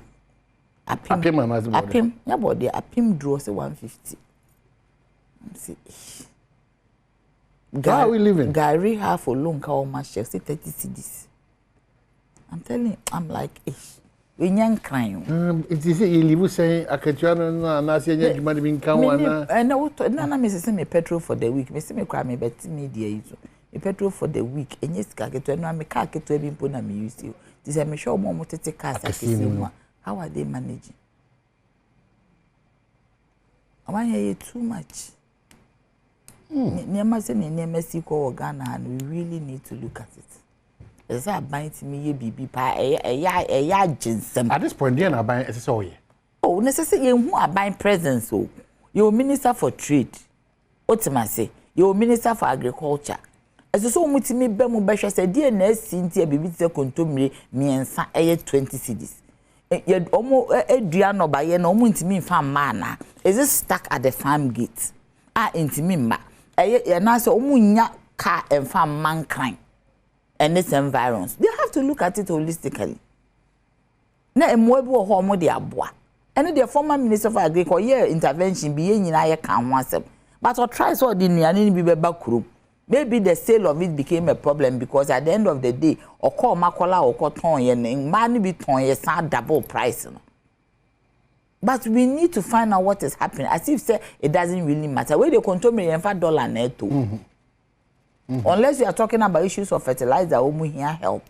But $5 net. So I didn't need tomatoes bucket in the back on almost 150. Paint rubber. Paint rubber no. And no crampo no. You would have yes. Basket kit to 7 yard paint rubber or 70 cedis. Maybe because obi si o me free region so man touch. Na am say na me nko kwase adwa so na me nko top record. It's the same price. It's the same price. And so you menya adaje kra bia nipa no door so intimate me abagain. O ka so on so cross. Busa me driver adem o te car no te say ya. Me na nam. Onu kwa de do ye say to know what is going every stop will be o say o mama ye mbisa e bia ha de ne bof ni nyina throughout. As we got closer to Accra no niama na ene boy dem mo. Anyway. No, seriously. It's becoming difficult. Yes, it's becoming difficult. You see, as a man, okay, and any boy thing. Papa. Your friend is saying, Jan, it used to be saying 15 cities, and it's almost 30 cities. Calvinate, Bella Quadi, and it's almost 30 cities. You say about 28. I mean, me told me, I know what I'm talking about. So the responses that they will give us normally, and it's a global challenge. And at the end, global and you control. Oh, you throw at you say, oh, in your Amanone, whether Cote d'Ivoire to Azerbaijan to America to Canada, they are telling you the same story. Why are you pretending that a Hankwan, a exclusive said, yeah, because you animals from America say rent or you know rent issues, your bills, your PGM groceries in America, in Canada, in London, it's just too much now. You can't pay. You might be a pam call for. So we are quick to always find a means. Why? But I didn't hear the any different. Near Casa Haye. I brought for fear broche, but me brother Bassi say, and I pay bread Joe, me watching a Joe a J. Well, few US aba. Or say Ghana adding. Few many didn't come fuel away US cheaper than fuel away Ghana. Oh man, you are doing almost 68 cedis per gallon if you are using the normal yes. The normal power, almost we use V8 there. I don't know how much. Almost they say 19 cedis a liter. Near the end, 14.6 something. Until you are doing almost 68 a gallon. No. It is a whole 10 gallons a week. No, they all fill tank now they are running. You are doing 680 Ghana cedis. You find so where you require 10 gallons. You are doing 680, which is not small money. So granted, they say you charge 3,000 a month. Which 3,000? 700 call. 700 call already, which is some on the high side. Almost 3,000. It's on the high side. But you are quoting 3,000. Me na make us me quote. You see, I don't pay a high side though. Ebi no pay 400, 500. 850. 850. Yes. Into one kwade fans omo nika transport omo diane. But omo workers no kind na mechanics say omo kwade bi omo de na nye too bad say yenya ye worker. Wo hwe na wo yi sika 600 700 na dey to fuel. Meanwhile, when mobile farm akonyan, na fuel ye 14 cedis a gallon, ya liter. And the 14 cedis no a liter. How do you respond to times have changed? You don't expect things to be static. You want that experience in terms of utilities. Yes. It clearly, picking up utility, from where you picked it up from. Study environment, say, okay, near someone, a light big percentage, maybe 1B and 2, and the percentage 2 and 3 and 4 and I know. What would you say to that? No, I would say it shouldn't be like that. Especially utilities, they mean you men because immediately after a main review, no, you wait for a year or two before you do automatic adjustment. Time said there's a deficit. Deficit from where? So cause a deficit there, I mean no nyaje. Yes, yeah, because automatic main tariff no. You have to take care of it. Until after that, so 1 year no share assess monitor and evaluation say before you look at it and give them a tariff. But the point is also that how do we know say maybe no exchange rate no so more because most of the nearby utilities here is dollar denominated. There's always that affection. But one person dollar should to 40. Dollar should to 40. What problem? 40% rise in the CD to dollar equation. What problem? There's an immediate and automatically one of the indicators of the tariff exchange rate. It's immediately in a call. Immediately. It's a no near DSC estimations are biting me ma CD to dollar one then a begina. Because the way I hear con, now say minister of be didn't come and also 2 kind. Of course, $1,000, almost 16,000 Ghana cedis. Into $2,000, you are doing 32,000, which is not small money. Nipa send a bit to me in your yes. Just for $2,000. Some time ago, ne $2,000, no, ne bear 14,000. Because ne 3.7, ne do 14. But have we set in motion? Ne 14, by 8,000. Have we set in motion as Omai Ghana?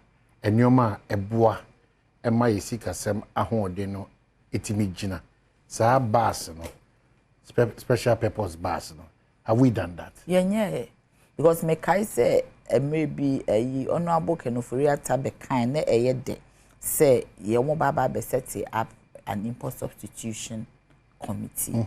Now after that we put in place an import substitution plan whereby some of the nearma na ye krana ema ye dollar no so wo ye niema ye mu nhihye ye mu no eso bete say maybe omo hwe rice maybe rice no they grow ha ntimi meet market into no maybe 50% importation 50% local maybe ye hwe toothpick ye wo bamboo bebre wo ha ye betimi asset pipe industry as part of maybe one district one factory no ye betimi asset industry to you do things like that and then nsuo cramp no ye to nsuo ewo amanone which is wrong ye wonsuo wo Ghana so these are some of the things itimi yi ma poultry ti ehye poultry mo kena poultry farmers ni betimi ayeden omo betimi anya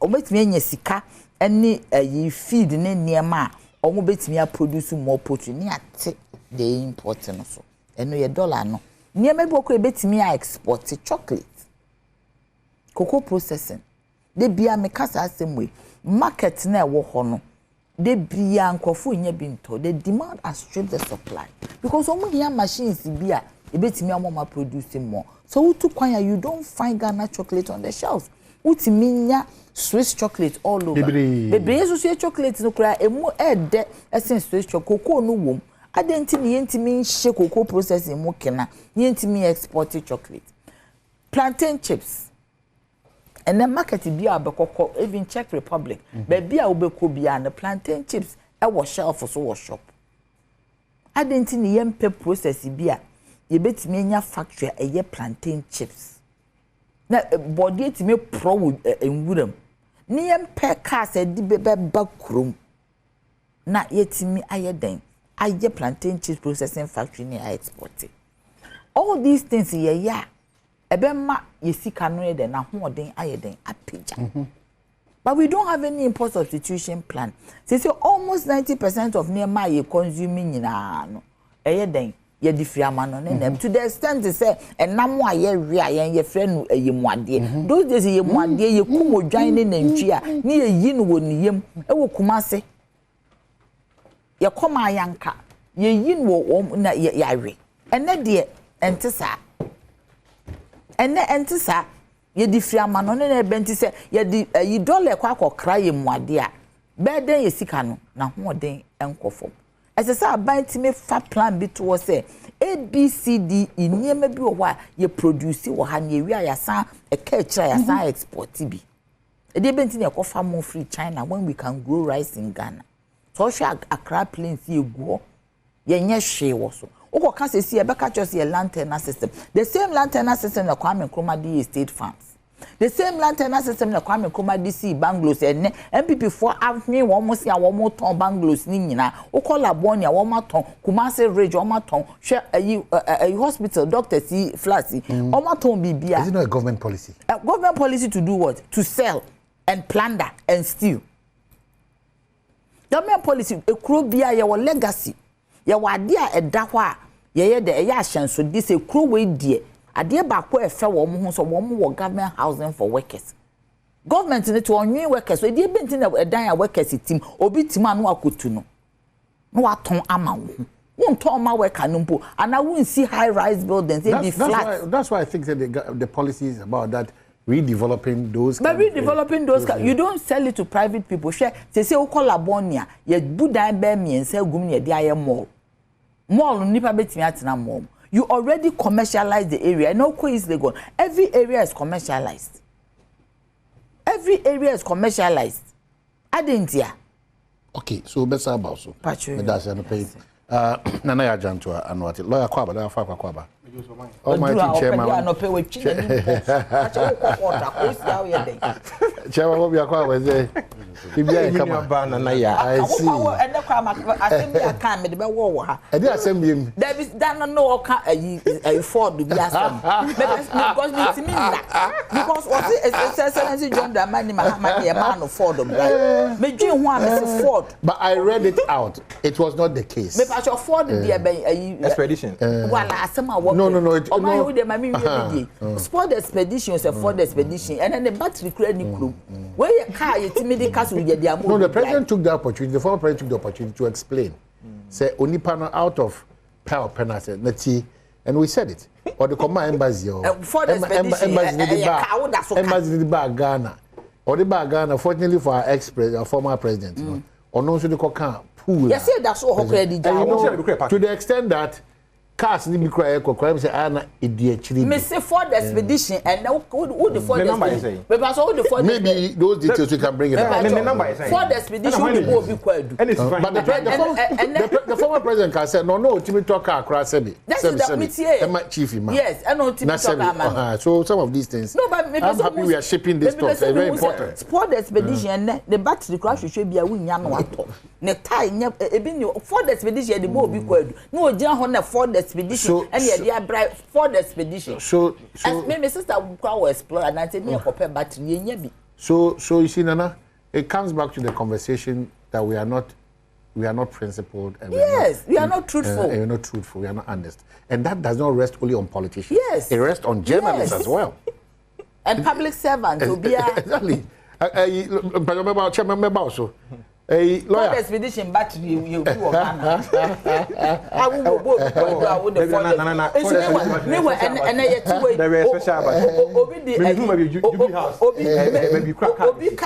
official vehicle and request you may back.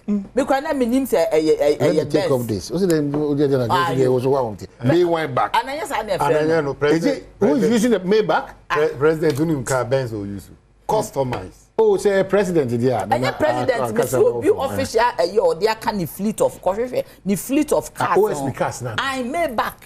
But we spoke against it. Spoke against it because intention or intention to kill America. Or witness But these are specifications of chief of staff officer. Make a specifications. Maybe who are coming who dream because of catching them penance and Lexus Maybach. Lexus Maybach. Then the president to write the special. You can't compare. But open the flag. No, but that's why we have to allow the space. That's why he goes with all the necessary comfort. But so Obi a one officer will be here Juma. Who should pay Maybach? If I may taxpayers' money into Maybach. Meanwhile, who should be a bribe will be for the expedition. And a tie crown and a battery. That's fair. But Chairman, Omahene, the Odi kind of yes, and Namo. The chairman David. It is a president. Chairman member coming fly in the air. Chairman because custom bulletproof. Now member coming because I'm here. What do now? What buying back? Not your mama back. I want to be the same. The expectation of me, in fact, me, and they say. You don't expect our number one gentleman to be an ordinary person. But that's the clear difference. But Excellency John Dramani Mahama the way to Vesta Jet. You know Vesta. On Russia do go. Vesta Jet.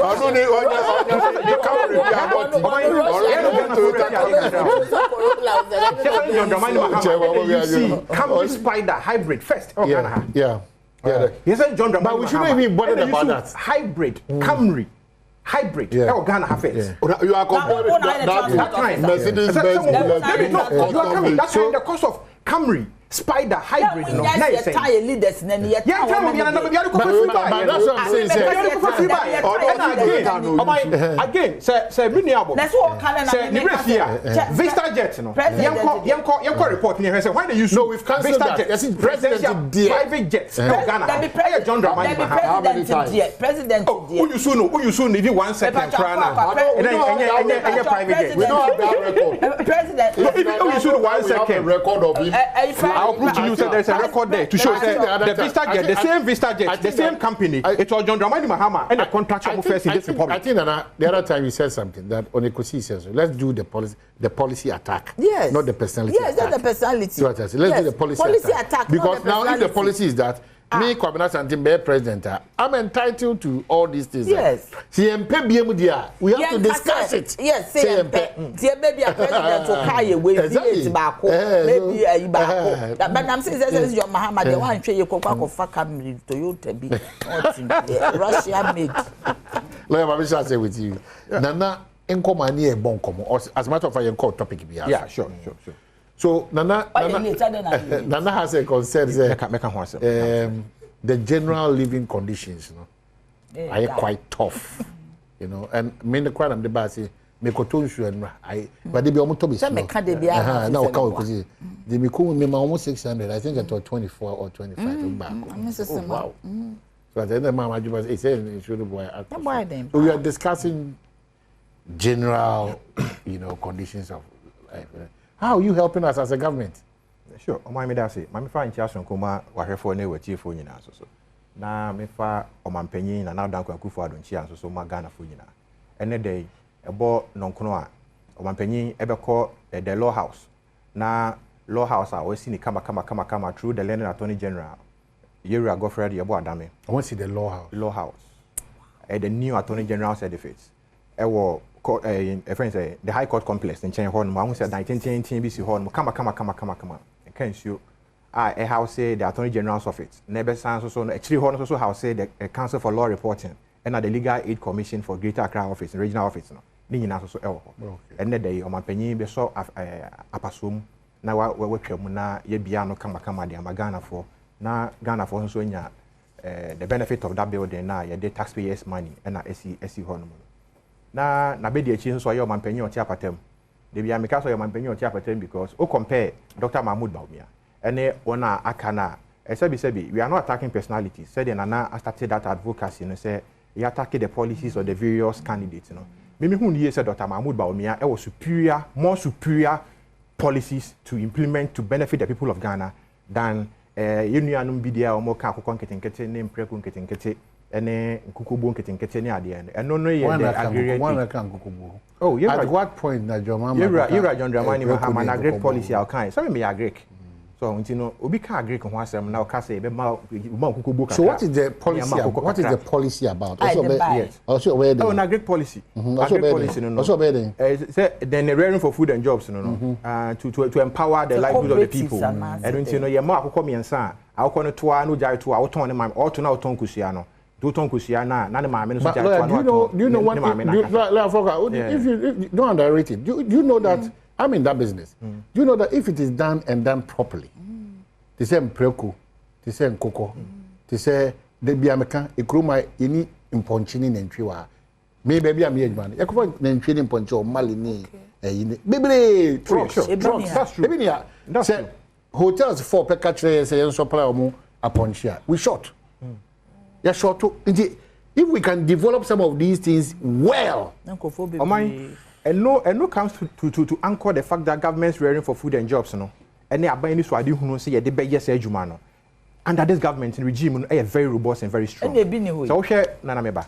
We share poultry production, and then say you go aquarium, they're planting for food and rearing for food. Phase 2 near there now. Idea aggregators near there be more invested capital into it. You be provide the infrastructure and then you only go there, own it, monitor and manage the facility. At the end of the day, you pay rent and those things to government now. And you're more robust and more positive in that stead and that regard. That will enhance our production capacities than peasant farming methods now era edeban. Whilst we invest in the bigger outlook, now it is better for our imports. See a year import substitution. Yet me fast and getting import substitution. At the end of the day, said me umama come and said the Euro Mahama Kai. Now come and say or twa na ton ma minuia. I feel I'm a day check me and son and Naya Sabeka. Na my year one no matter. That time you need supply. You bring your supply no here. Because the same matured breeds now, autumn. Unya clear muria. It's all for me from. But we need improved infrastructure. I have a boy and no need the policy of Dr. Mahmoud Baomi and new patriotic party government. I don't think you would say you're more superior quality, more superior policy, and they're a more formidable candidate. So some of the policies, at least one or two will do. Which policies are Dr. Baumia coming with? Dr. Baumia policies, no. Bako part very eminent for our country. The flat tax rate. They use the Estonian model. They are banning implementing flat tax rate like Wajuma Uye. Me say at the end of the month, maybe 300 Ghana cedis as tax. They are more mine at the end of the year. My assessment is 300 Ghana cedis. When I'm doing my planning and my costing, meaning say me tax 100 Ghana cedis. I don't see. And yet we say work with now the filing system. I be call yes we will be to away. We be to VAT inco. We be to away inco. Any other precursor saying you don't even know how much you are paying at the end of the year as tax because utia corporate tax, utia way. So flat tax rates you can plan along with it. And one harmonizing our tax import duties, to that of Togo. Or propose to say, yeah, the end be even more cheaper, and I say, be at par with Togo. Now, you be pegging at a CD rate, not more than. Oh, yes, Togo has a yardstick because in West Africa, Togo operates a free port policy. And operating free port policy, most of this transit cargo in the Ghana ain't the benefit of it. I don't see a per se attractive. Ghana as the center of African trade, Ghana as the African trade capital. Na say yetimi harmonize your ports no na see those benefits na beji yes Ghana a more expanded port system and infrastructure than Togo. Okay, so no mama and it's for the NDC and MPP. More the most frequently asked questions. Or more the more than most frequently asked questions. One is that you have the power to start showing something now say ibitimi IBB. Why are we not seeing those things? Oh my that say. It reminds me of July 2012, when the late John Evans Fifi Atamils was called to glory. May he so rest in perfect peace. Na nenyumre ye ko Ghana mrase bedwafie eko swai na be de chire so omampanyin. Ye swai ni so omampanyin na de cheye. Enyamre ni bi adwuma bo mo. Ye rekoko anyi de ho no nyina adwuma bo mo because there has been a change of government, a change in policy direction. Utie ni acceptance speech as president. I will take it over the unexpired period of John Evans Atamils. Now, who is a clear difference between Atamils policy and John Dramani Mahame's policy? So, because every leader, the inference is that Baumia is a different entity. Baumia is a man of his own. He has his own vision for our country, Ghana. Omampenya Kufuado, not only own vision for Ghana, and the own vision is also a bit see. How many be so no more? It needed some robust actions. I also take Obiantimi free. You had this COVID-19 pandemic. It means serious that. Hey, no, Mr. Hey, now they won't judge you now, but you're saying. It means serious that. It means serious that. I'm saying the influenza pandemic is serious in the 1930s, and the COVID-19 ravages, completely different. Okay.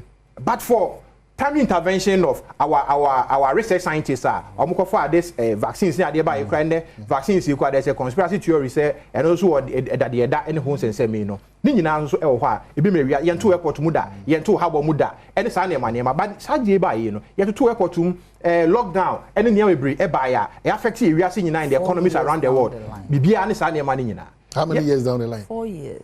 So we should have been over this along. The ravages, even the Great Britain. Recently, the Prime Minister of Britain, Sunak, called Parliament, you're interrogating on why the British economy is melting down. Oh my, he blamed the COVID. Absolutely, and the Russia-Ukraine impasse. He called it the illegal war by Putin. Of course, say externalities now. International trade is far at the expense of every country. Britain, inflation in Yemen is rising. But in the midst of that, in the midst of that, prefer solutions to some of the challenges. Government is not asleep on my government is not asleep. Government is not asleep. Government is working. And now here, Juma government. You know, we saw not about my policies. Second one. Second one.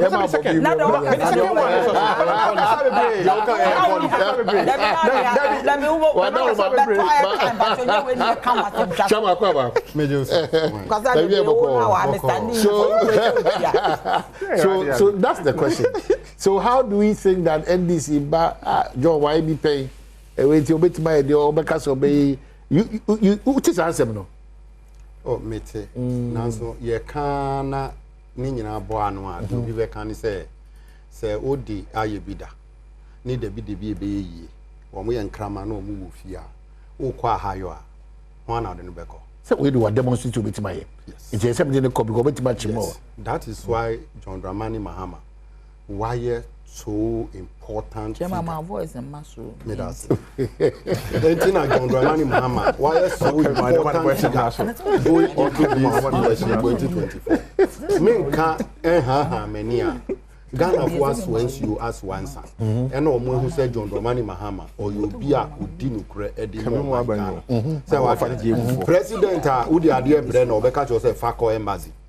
So what you ask? Nembazi Famra. No, not just or you be or you're very, very transparent. Here, you're party, no, you're near more browa for, and I empower them to come up to meet you at the middle level. Now, or cancer, okay, or Mukasa confirm me to call Burkina. Yeah, confirm it. Now, Nyansa say, and yes, Sebi, politics, and will be back somewhere because of politics. Or encourage. Masa, so we young confirm what we do. Confirm it to meet with Rakrako circle. They will not go. John Dramani Mahama, empowerment to the people. Yeah, nutrition is very key. It must start from our homes.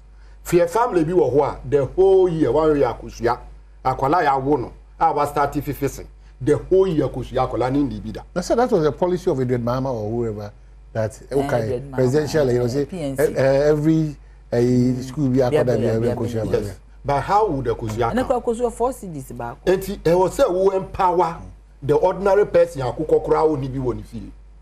Say what he has. He's willing to rear or person yen kuko but so beto akokoba even 8 CDs 12 CDs no need score the beto enti aban say so person o yen kuko na wo mutu kosu dan kwala anya bi di na wo nya ahoden a me provide wa akoko say edu na wo pa me de be ma yen wo mo ye ti atonsu me kai say na check akoko ni sin kofo ti o mu twema na olima afre na to be 6 years do mo dem fiosa agora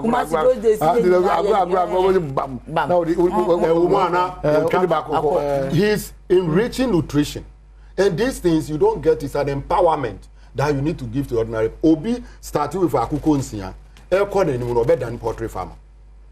Do you understand? Obetimi feeding. So these are petty things. And only a year war enough. Me can say 2015 Ebano. Who could sport to be a worker if you are ring confirm? I didn't think a ring confirm. They be almost now confirm go Castro near the bank line. Because individual na yenku or confirm no or more unity will ubekwa kotono buano. Now they are bankrupt. Now they are the various for maker shares are free. It's legal. Ube drew her confirm F. Says you are confirm board. And I come back. You didn't know me, Diagro. I confirm board. But me, I'm in that industry, so minimal. Wow. These are empowerment. As you are looking at 190, and yeah, they you know organic, you know, and you know, yeah, bomodian, and no 200 cities. So 190, 200. And also apart from John Mahama doing those time no woman who say ya dia abua edi mpuntu abe no abrabo no and MPP for packaging say John Mahama ye ayen confirm na to ko Burkina. Sometimes we tikura na obekasa ho a wan hwe obi wa no obedidi ni patem. It is sometimes anyama no minka ho asem because so we yan confirm obetimi free even Burkina paga borderline also could have confirm entunko bokina okoye de ho e ho ne ye no. So those things in MPP, they should give us a break. No one who say Ghana for you better develop our mind with petty things, not always the bigger picture. Now John Dramani Mahama Breso under Madam our national women organizer. The current one. BC, Dr. BC. Dear Brawlers in Kukuye project. It was improved. Man for young Brawlers enough. Forgive me, but I fought this area Dr. Free. Former Greek minister or the free yeah. You see, I am a beneficiary because boiler project many hundred issues. I only a regime be buy. The regime was 60-40. 60-40, yeah. Buy. That is when you import 40 and you buy local. Yeah. So Akati farms, Infun farms, Daku farms, and Boris B. We were all no. We were supposed to go and buy a machine or more time. Within an hour, a bit me almost about 3,000 or 4,000. Wow. So it was booming. Now, name what transpired. I was fighting the Greek minister all the time. Yeah. It's a good project. So, Omani, these are some of the policies. Ura John Dramani Mahama saw ba Ayebida or Bear Hansi. These are the things we should look for. Do you understand? On my way, who besides how I a woman? Nina some of these things. Brola, I import to the bar. Senaka continue Mahama policy. And I says, yeah, import to only 40%. Yes. In fact, what happened was our time. Now the poultry farmers don't mind all over. No, my very happy. But the challenge was that, for instance, I say near ton box 350, no, imported box 350, no. Broiler Kasipan 200 cities. It will be able for Akukufun. That was the challenge now. How to ensure, say, broiler and boy that depends on as more people, as you produce more, you know. As you produce more, the unit cost of production comes down. Then the quantity will also go up. These are things, if we develop that program and we continue to today, I mean, if we are not careful, we will have dependency when it comes to importation of frozen chicken into this country. Okay.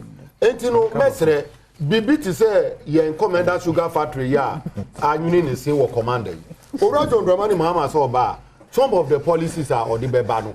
Do we have to revamp the sugar factory and add on? These are the things. Orajo Kukwate was solve Ghana for a problem, Amaye. A former finance minister, deputy. Yes, or see. Baby, I have a bedroom, se COVID ma, Russia, Ukraine ma, na akukoyari ma, as my brother is claiming. Naka will be where we are now because there was a reckless spending. Yes, spending without knowing where the money is coming from. So, a buying or spending on account. How? Here, baby, I have a bedroom, MPP are buying. They have ruled under IMF throughout the 8 years. They have been under IMF. Yeah, handing over my extension. So without IMF, now on my way, you are collapsing long time. But the conditions is where they call IMF. No, I know, but who brought us to that level so that we will be forced to adapt to those conditions? The MPP are buying. My normal ref is every now and then pay a can or mine have 2015. No. Yes, but you were given a responsibility to improve on who we are not can pay lawyer. So don't fly on we are not can pay. It shows Mami we na man kwan. Ya we na mo na manaka don't pay. But na don't pay no wo ho no. Ni e ma ye na mu high cut. You are here in the midst of that. In the midst of that, you know, the high cut be. Don't pay you. Now you don't pay. Me expect above all, no. Now could 100 CDs now call. Who me toss cement 3 bags? Agents, sir. Since you could 100 CDs, one cement bag won't mean top. Do you understand? Yeah, yes, I say I can't don't pay near be a kind. Now me na hospitals ye see, na schools ye see, akwanya ni ye. And he says, what is your basis for saying? John Mahama said so on some contests now or espousing. But because when we need to for who can say be a pepper, we do man basis as a body so one more fast as we have to now. But they have been exposed. You have exposed them severally. But one move still things say Ghana okay, so that is the problem with the MPP. But NDC, I believe Sir John Mahama has strong policies that will guide us, shape this country. Okay. So, game pack here. We are back. Lawyer Fuakwa, Nanaya Jantua, and Chairman Abobida. I want to say, Chairman, 5 minutes, Nana 5 minutes, lawyer 5 minutes, mean pay interruption. Yeah. The Dawa Komaso, our person appealing to the Ghanaian voter. We freeze our break when the Abema voter, no, I was here key to the Dawa Komaso in the next 5 minutes. First of all, me per se, me Dagana Fuasi. Odo a omu enya ema Rajon Dramani Mahama me bompa eze so odo no be continue na nyame ya adom a omo to aba e de amano na wa be manage omayi na omayi da achen yehu ni sebre me pese me ka kire Ghana for se achia na emuye nsem bebre na esi oman isi kasem agija ukuteska untimi mfa anya hwe ni nyina no ni nsunsu anso ni se you take a decision be in 2020 and that decision no ni impact ni so aso we cannot repeat ourselves. There is opportunity anya kwenya say ye best sa the MPP government say ne be ya Urajon Dramani Mahama ne niso ade hu ebebem why starting engagement with wo echinam honam fisheries side ho no mo akasa even da no GPRT for okushia wo mo ni nyina no oye listening person eno na ora your friend is Dr. Baumia person usua or call mu krum ho ba bi e ko pascal no or person you don't listen to people after you went to UPSA do programs got to over 100 and something policies got to here after now you've gone back to the people say you are going to listen to them. What are you going to listen to? Just any pan on buomu obi ye bibi ntimi pese misumi ye bi. That is not what we are doing. Urajon Dramani Mahama core grounds. The People's Manifesto Ediba 2020 no. We have gone round again. Ya ko akutie ye man for Ghana for ye kukuru at the papa ediaba in terms of programs, policies. Bua Ghana, the ordinary Ghanaian. We have to target the ordinary Ghanaian, bring them up to speed with the difficulties I facing. And yes, a bit mubeka ho. Ti said the way to amana now do BSC. You are Daben obeying. It is sad pano shaman and so pull no nusuniti TPA. And sana what started teaching national kicking.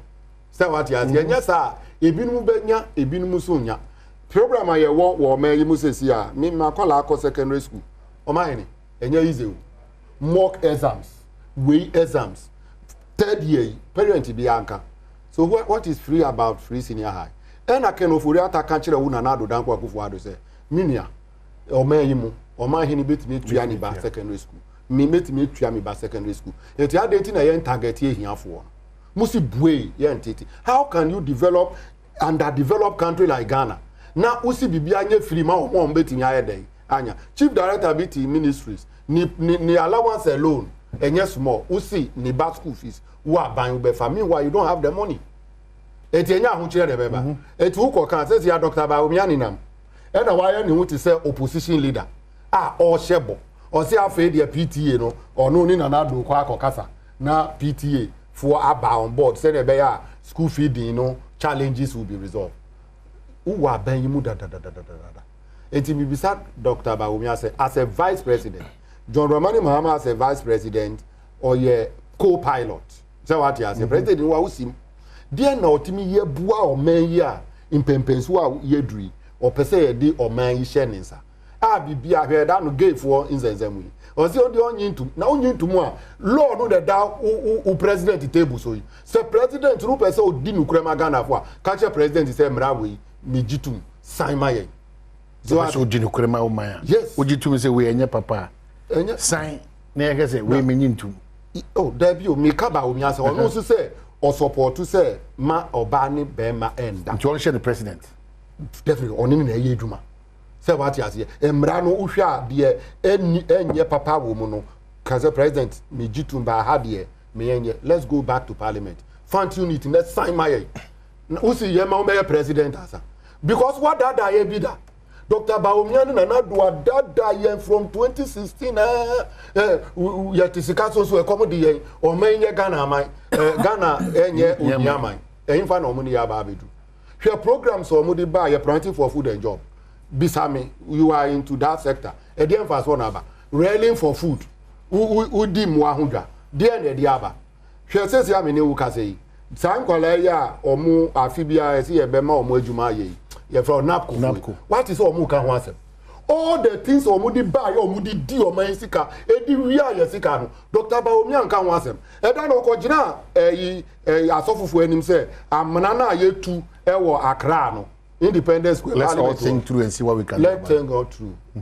Meanwhile no over 51 point something million US dollars akodidi amount for che bisa yen say kan say sa sika na ayira no mehwe amamo ansana ya pedi di asoso na de mu edi no mu di nko ya carry ebe bo hu ban no so who catch the private sector say wo mu ko cho sa amna no how so they have failed us. We need to change them na phobia or what badai kakrai more man and yes sir, we don't have a future, we don't have a country, we don't have anything to hold on for the future of the generation yet to come. Me hu di ntia Dr. Baumia ekasa na NDC for Akachi code. When you are a visionary person, okasa bia na manfo ehomete. Chema Bobby saying, Yera John Dramani Mahama or a tried, tested and failed leader. Tried, tested and failed leader. Na natural. They dropped Shasho na kama zame. Mechura mechoni, uni ndiye mechura Bible quotation. Unzo ndimika. Mechura Bible quotation, ada nazi mechura tamaka. Quotation bi na. Oh, boba jabida. Beautiful. Ya so na hwe wo. Ye governance arena ni mu nyina akwa kositire. Ye nim de free ni mu bae. The comparison NDC, the beyond best of making here say Dr. Baumia a president. He is never a president. He has never exercised his authority, any authority, executive authority, under Article 57 and 58 of our Constitution. Ministers say, why not Dr. Baumia appointed? DC is away. Why not Dr. Baumia appointed? Chief executive away. Why not Dr. Baumia appointed? Except Pepe say, Oni to me, I a debu or mine. This say the American say this or Mampenny, and one Juma own demand. Or Mampenny about the catcher we are seeing now. Waka chemra se bedwa form se bedwa ma e wo hazard of parliamentary records say Jumedi odi ma Dr. Baumia so ndima no we din pefe edi ni kama economy e one what the digitization say nsa digitization is part of the general economy ye integrate your economy on a digital platform pacho okasa no what the rules to say we can so be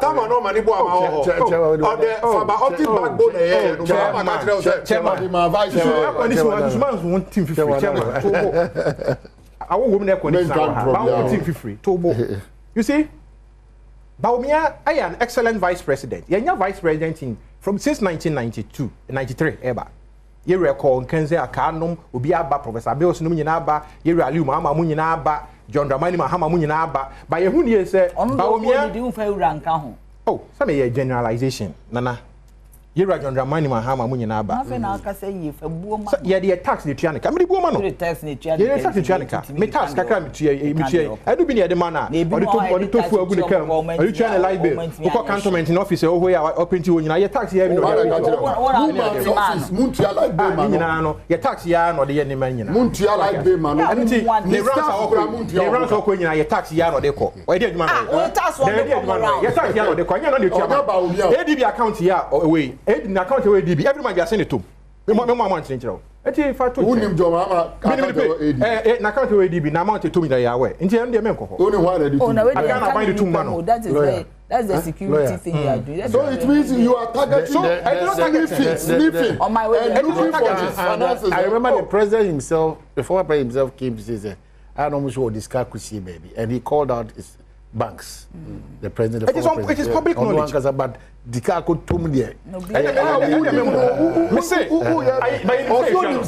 retired his salary he retired a friend said Malima Julius Malima buy your car with two retired president for one two man paying that for two was so retired one can sir nana ya lawyer Patrick na see Dr. Baumia and the policy or they bar more mining sector and from independence colonial era abrofo afa natural resources here disua de bia no ye the free 10% carry interest and nya so mine Dr. Baumia say oba wo the mineral resource bank ba my investment capital e dey am mine it na take ownership of our natural resources na yet me store more good to shore up our currency one of the most formidable and robust policies are mine say Ghana ye nyina ye di akiri amim say Ghana de koda ya maso ehu nyina medallions we feli enyina ye say Dr. Baumia gina a Black Star Square Independence Square say renovation cost na osai me no sa who BP mini BP who ni BP me say Ghana BP da na Baumia so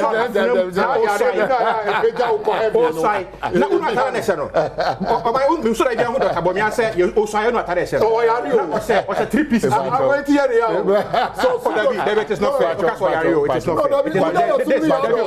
fair this a big problem sorry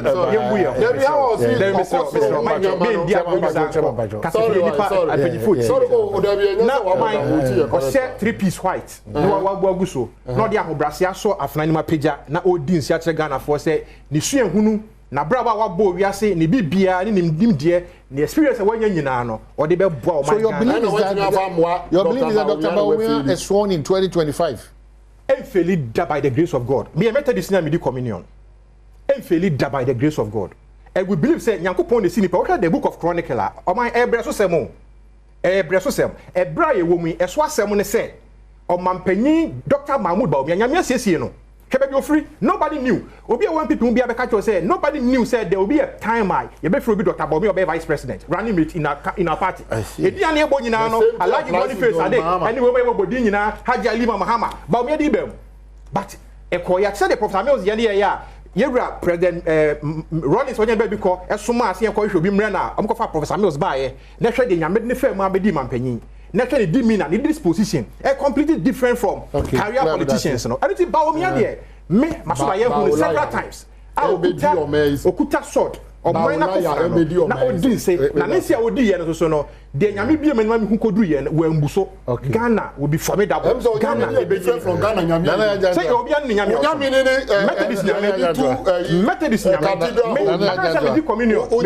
na ye ka wo ka so di community mi anka so ye born again Christian o mi di communion na dey na ya nya botre obi o di communion ye born again dey o kwanu na sorry but o no baby aro no sam ni bi fa nya botre Baptist Church me san bom paye wo Amekom Calvary Baptist and I say na me start was Amekom Grace na me dia ba ene magana fo mu say support me pa chotobo CPP oba on cancer debi o se me ni aba debi masa wo de ba ade amaye wa no pe untimi ntina nti fo asem din na tira ba bia wo no me ababi asem ne ba bia e de to enye ne na maka what did they make a chira wo oni aba mate untimi me force me say me nka asem papa mfo obi ho abra mi the minim and America. Who's you be a failed president? Miss, I was saying me time. Or you failed president. What do you mean by failed? Ghana for to abetiano. And not just so you fail and another am to abetiano prince and san obedi. Ghana for to abetiano. 20 me pacho 20. What's me mobi chabe pacho. Na mo niam am maso ye kase ye kan bi. Me bie ma no hwe 20. Me hwe kana zure 4 year person betan. Betan bobi atiro. So me bobi atiro. Ye to aba. Didn't you failed? Me pacho 2020 ye to aba de be ni hu ye parliament mu apai.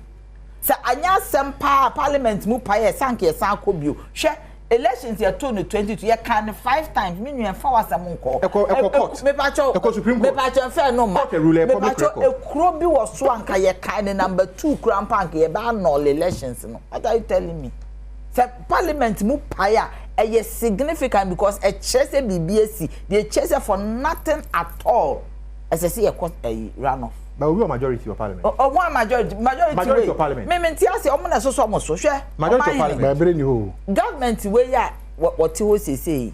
Ya na me person make say ya na me pain what 2016 no. The kind of promises they gave to us Omentimi any promises no so dia bedu as if we say oma take here for granted oma ye wo mu hu te say da be me face ya metam obu kasa che me oma ye omu hu te say political playboys as oba wo pe be ma wo pe oba no aka ne ma de political playboys me we case no eye twatro no Dr. Baumia